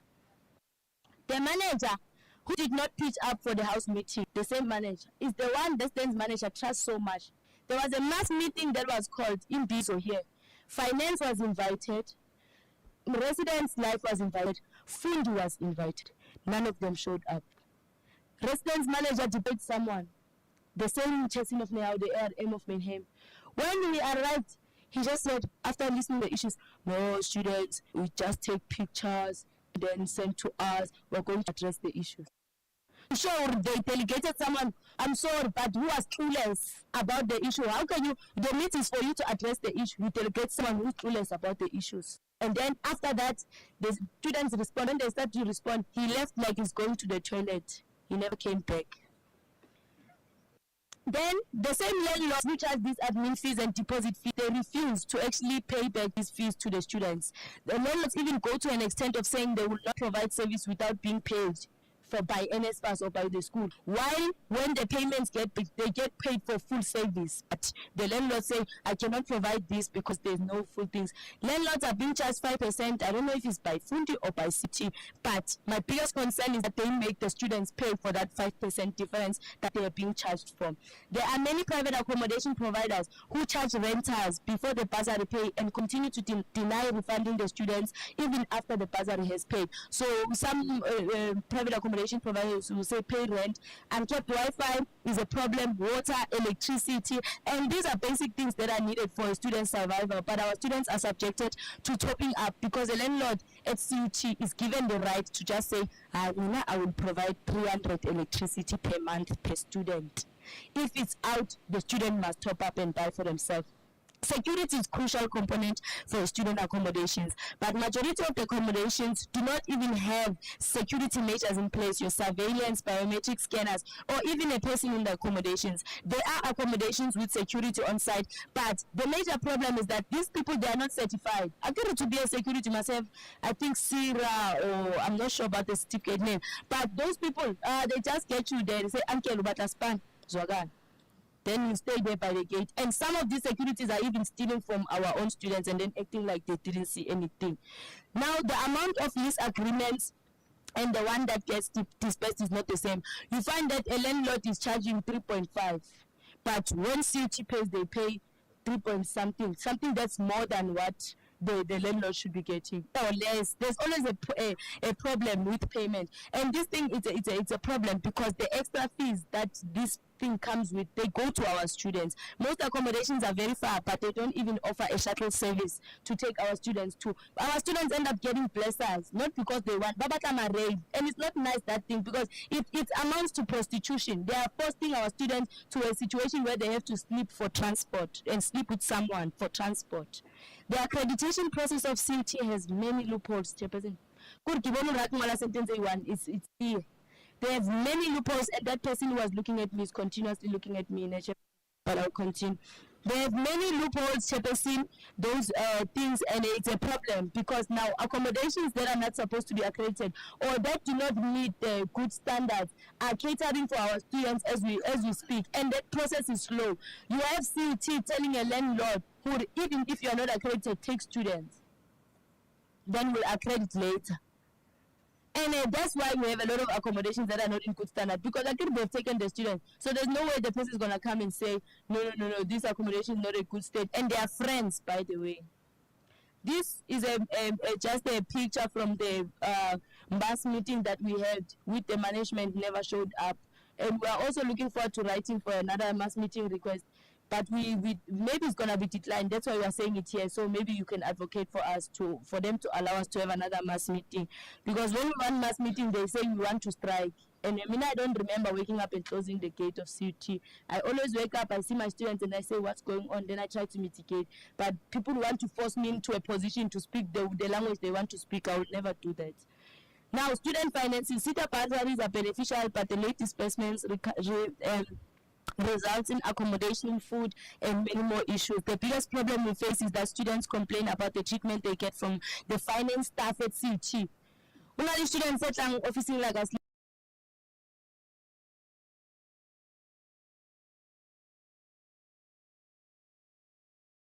I went there just to inquire so that I can find out whether finance is stuck. Someone just said, wait. There's no hope for wait, it's going to enter this time, or maybe this is the problem.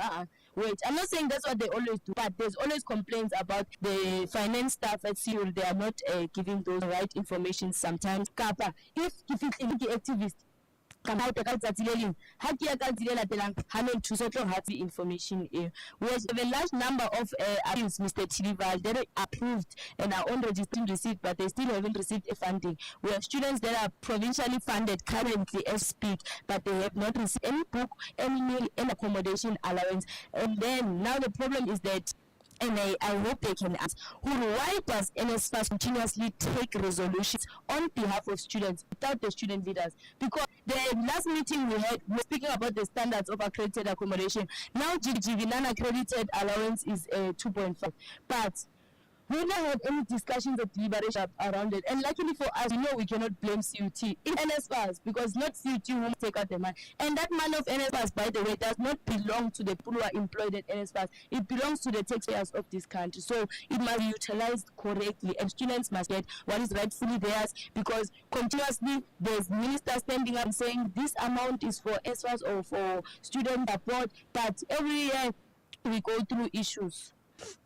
We see clarity on how landlords were then allowed to charge admin fees how they were allowed by who exactly, because it's the leadership of the residence manager. Maybe we can answer this. When did this start? How much have they accumulated over those years? Do you know that money is maybe sufficient to pay for 2 modules or maybe 3 modules, if not more? So now it's a problem, Chairperson. There are off-campus accommodations that are in a better state than the campus residences, which results in landlords asking a very crucial question of why do we demand services that the institution cannot provide? The institution fails with accommodation. Now, even we go to the SRC, I did indicate that there's no academic support for the SRC for the quality enhancement. You find Jelena when she's here, she just says, I believe. She doesn't say the white paper 3 codes or the act codes or these codes, because we are constantly given the training that we must be on top of tables instead of sitting and negotiating, because we constantly demand training to say, instead of giving me register and saying Reg, explain what the Reg does, allow me to ask the Reg, if I'm faced with a problem like this, where academic exclusion policy is not being followed by the institution, what must happen? But we are not given that opportunity. The residence manager will come and explain what is the residence manager. Same with the governance manager, same with other units. But they will not explain to us what must I do when a lady doesn't have funding and doesn't have accommodation and is looking at me in the eye. You are now Shapas Koloi. So the SRC through the academics, I must also indicate, SG academics never attended a DHED, I think it was training or session, and they were given a task there to say that we must submit an honest report to DHED so that they can intervene. So I won't only blame the SG and say because Kianana attended, so we'll take the accountability of the whole SRC to say we have failed on that behalf. So now all student organizations affiliated under the SRC receive a budget that can amount to 2,000. But when we ask for the budget and the detailed budget report on what happened with that money, a lot of student organizations will say, now we never received any financial report, but there's always going to be claims with this one received 20,000, this one received this. So this is just a picture when we were still struggling to find our student accommodations, and a few service providers came through to just try. These are students which were stranded, and we had to, after various calls, this was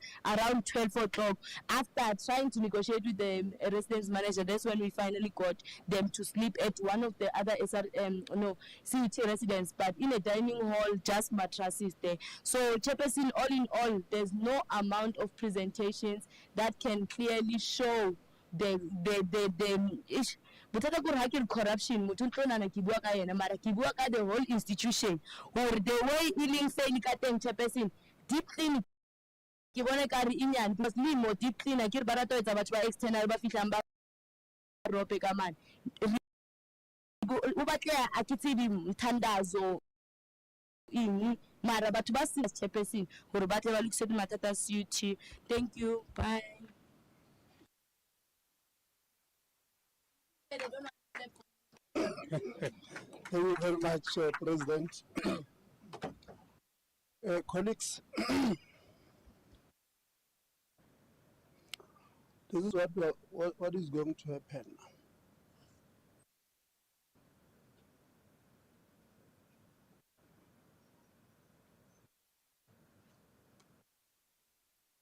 It is very clear that Vice Chancellor, that we have problems. Our stakeholder relations is, if it exists, is very poor, but it looks like there's no stakeholder management. I have arrived here, raised issues that ordinarily should be raised, Chair of Council, to yourselves. Labour arrived here, raised issues that you should raise with yourselves in that Labour Relation Forum. Students raised issues that ordinarily they should raise with yourselves in a different platform.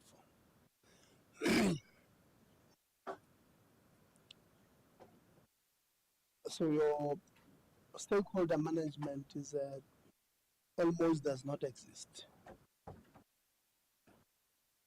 I hope, VC, that you guys were noting the presentation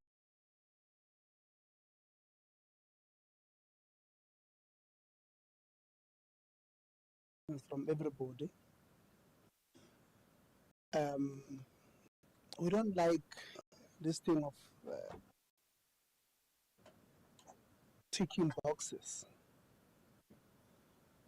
We want engagements that are meaningful, that normally makes a difference. So seated here, we do not believe that if we were to ask any of you questions, would be making a difference. I think it's pretty clear from where we are at. There are a lot of challenges. So we're going to make suggestions to yourselves. Or maybe before, why don't we have institutional SRC?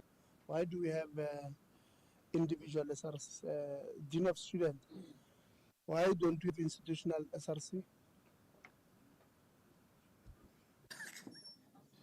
Well, Honorable Chair, thanks for the question.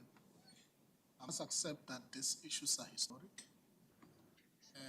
And at the current moment, it's a process in which the two SRCs have been briefed to review the SRC terms of reference in order to address structural deficiencies moving forward. So I can only then give an answer from part of what we're planning to do to fix the situation. Thanks. Yeah, that's not good enough, Dean of Student.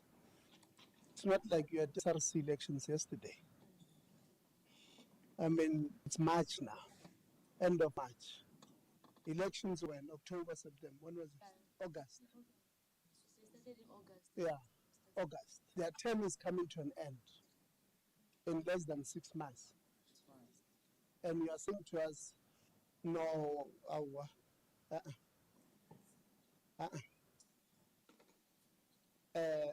it can't happen. Honestly speaking, it's as if you guys want to do this thing intentionally to divide the student voice. It must not happen. So this is what we are going to do. We are going to call you to come and respond to, in presentation form, all the issues that they've raised. From student accommodation, you know, NSFAS,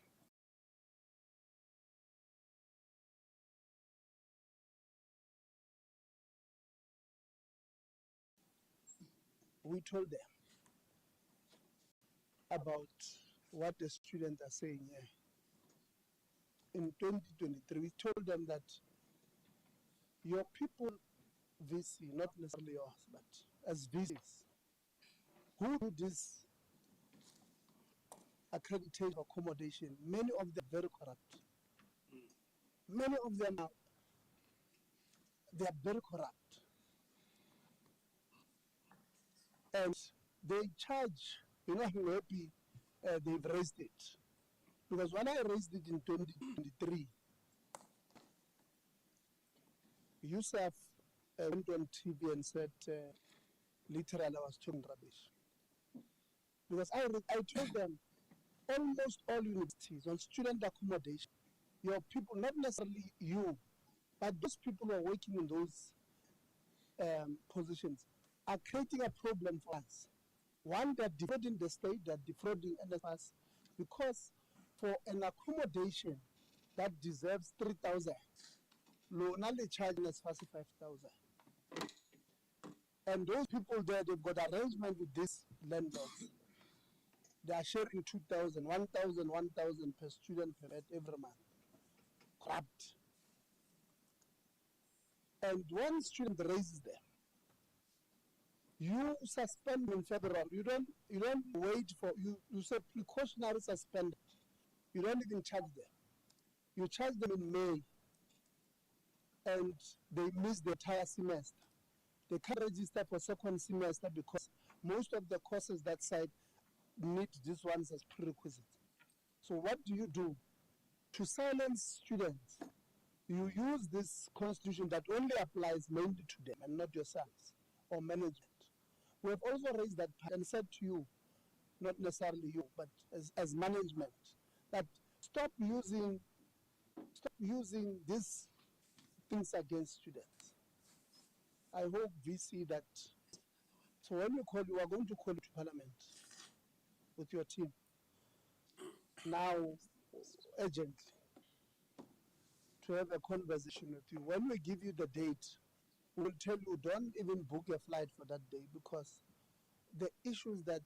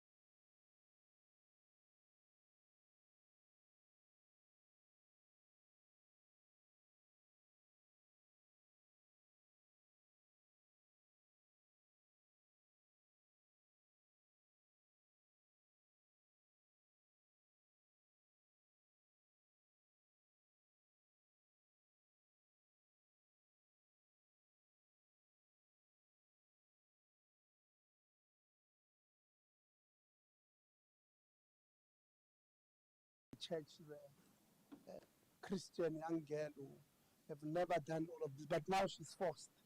By the same system that, and I want to blame Magasan, but you guys in Parliament are not fighting for us. Because, and it's not even, it's you at universities.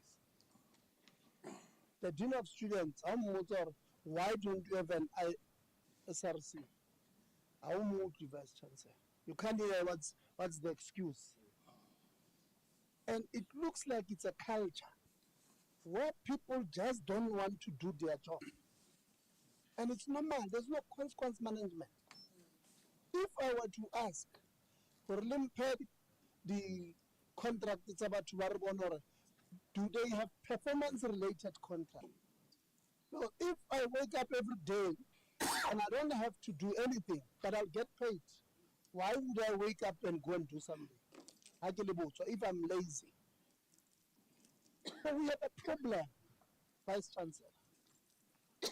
The situation, I mean, young girls, toilets that look like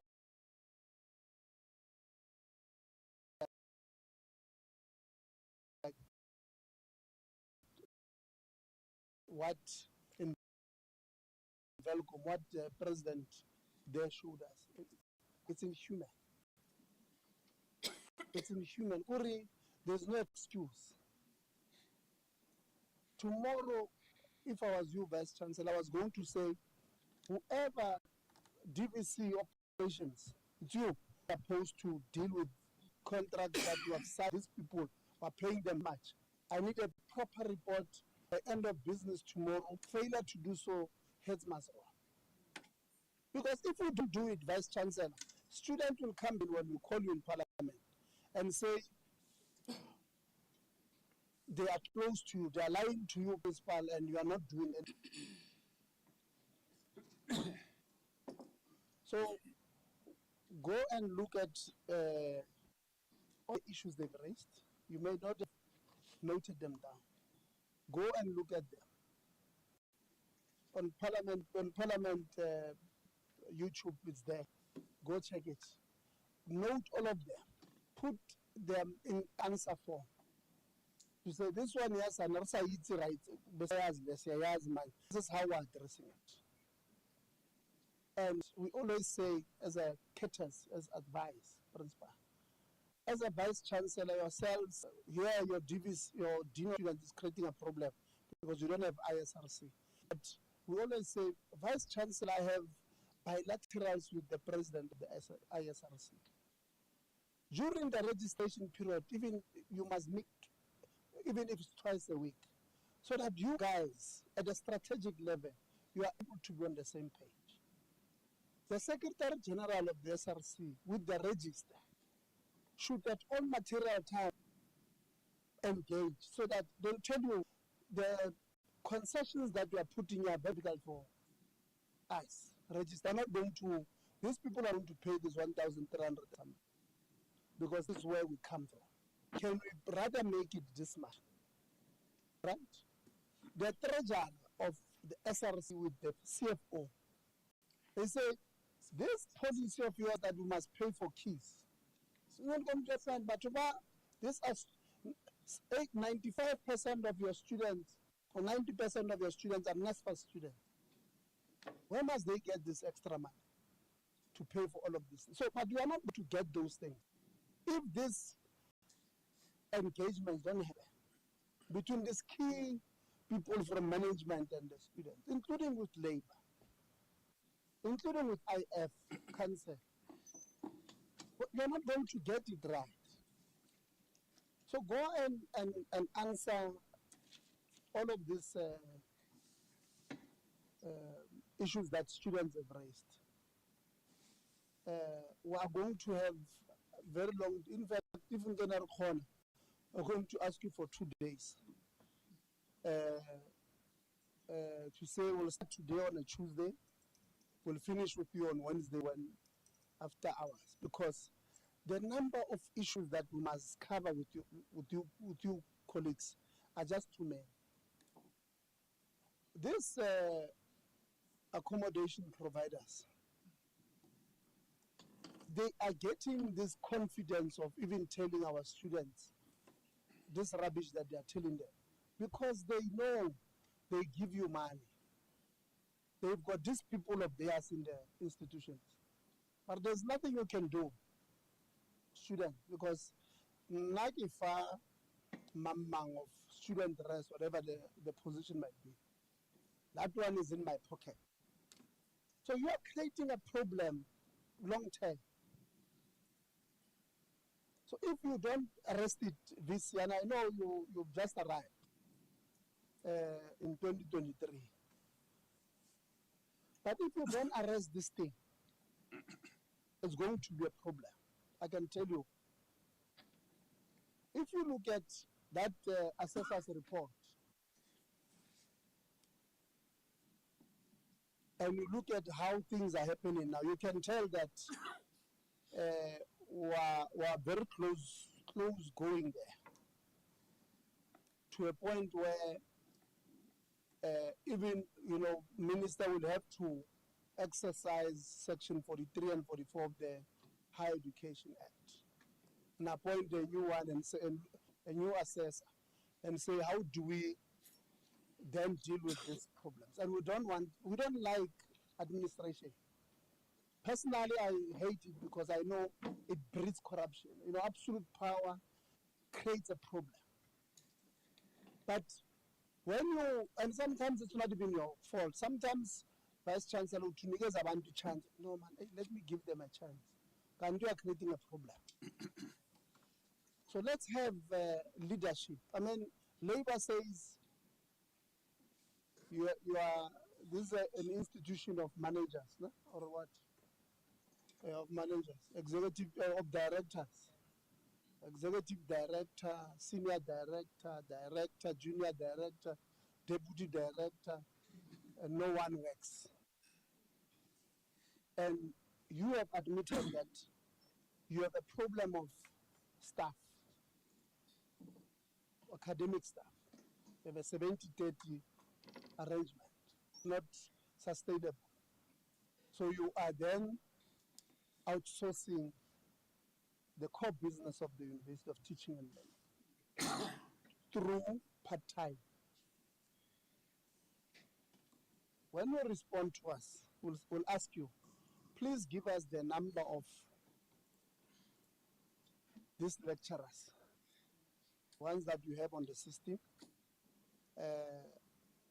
We were at UFC yesterday. There was an allegation that they hire a lot of our brothers and sisters from the diaspora ahead of South African lecturers.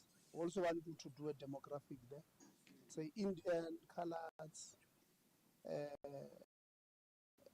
Africans, and then foreign Africans. And then say lecturers, or researchers, or senior lecturers, and so forth. We'll just do that because we also want to check if this is true, those allegations that were being made. So that is how we're going to close the meeting with yourselves. We're going to have I think we'll just have to look at our program and have a 2-day meeting with yourselves. The issues that are being raised here, so people talk about scary things like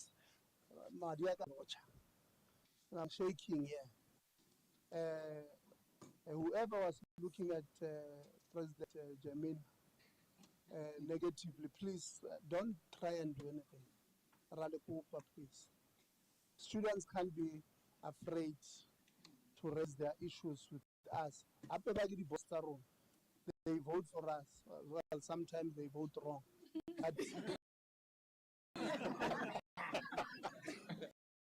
But they are our bosses, so we must defend them. So when they come to present to us, don't scare them. So we're going to close the meeting that way. Want to thank you all, colleagues on online. We really appreciate you taking the time out of your very busy schedule to join us today. Chairperson of Council, you'll thank them for me. The VC, you'll thank your management for us. Labour, we want to thank you. IF, the deputy chair of IF says, when I was outside, says, Chair, as the deputy, I'm giving the chair of council, the chair of IF 10 out of 10 for the presentation. So also want to thank you, management, directors, directors of the institution, students. We really appreciate all the best. Sometimes we're very heavy police people marched on campus, and I think the president was taking a video. Yeah, no, I'm taking a video. Just look at them. We're not striking, but look at them. So let's not militarize our campuses unnecessarily, especially if students are not putting a danger to our infrastructure, other students. Let's talk to them. Sometimes they are just frustrated because we are not reaching our targets of re-registering because of this 1,300. And as far as you also have a lot of work to do. Go and look at I've already told you about the 2005 cap on the unaccredited, that even though I lean towards it so that they can accredit, but your timing is not right. We're in the middle of the year.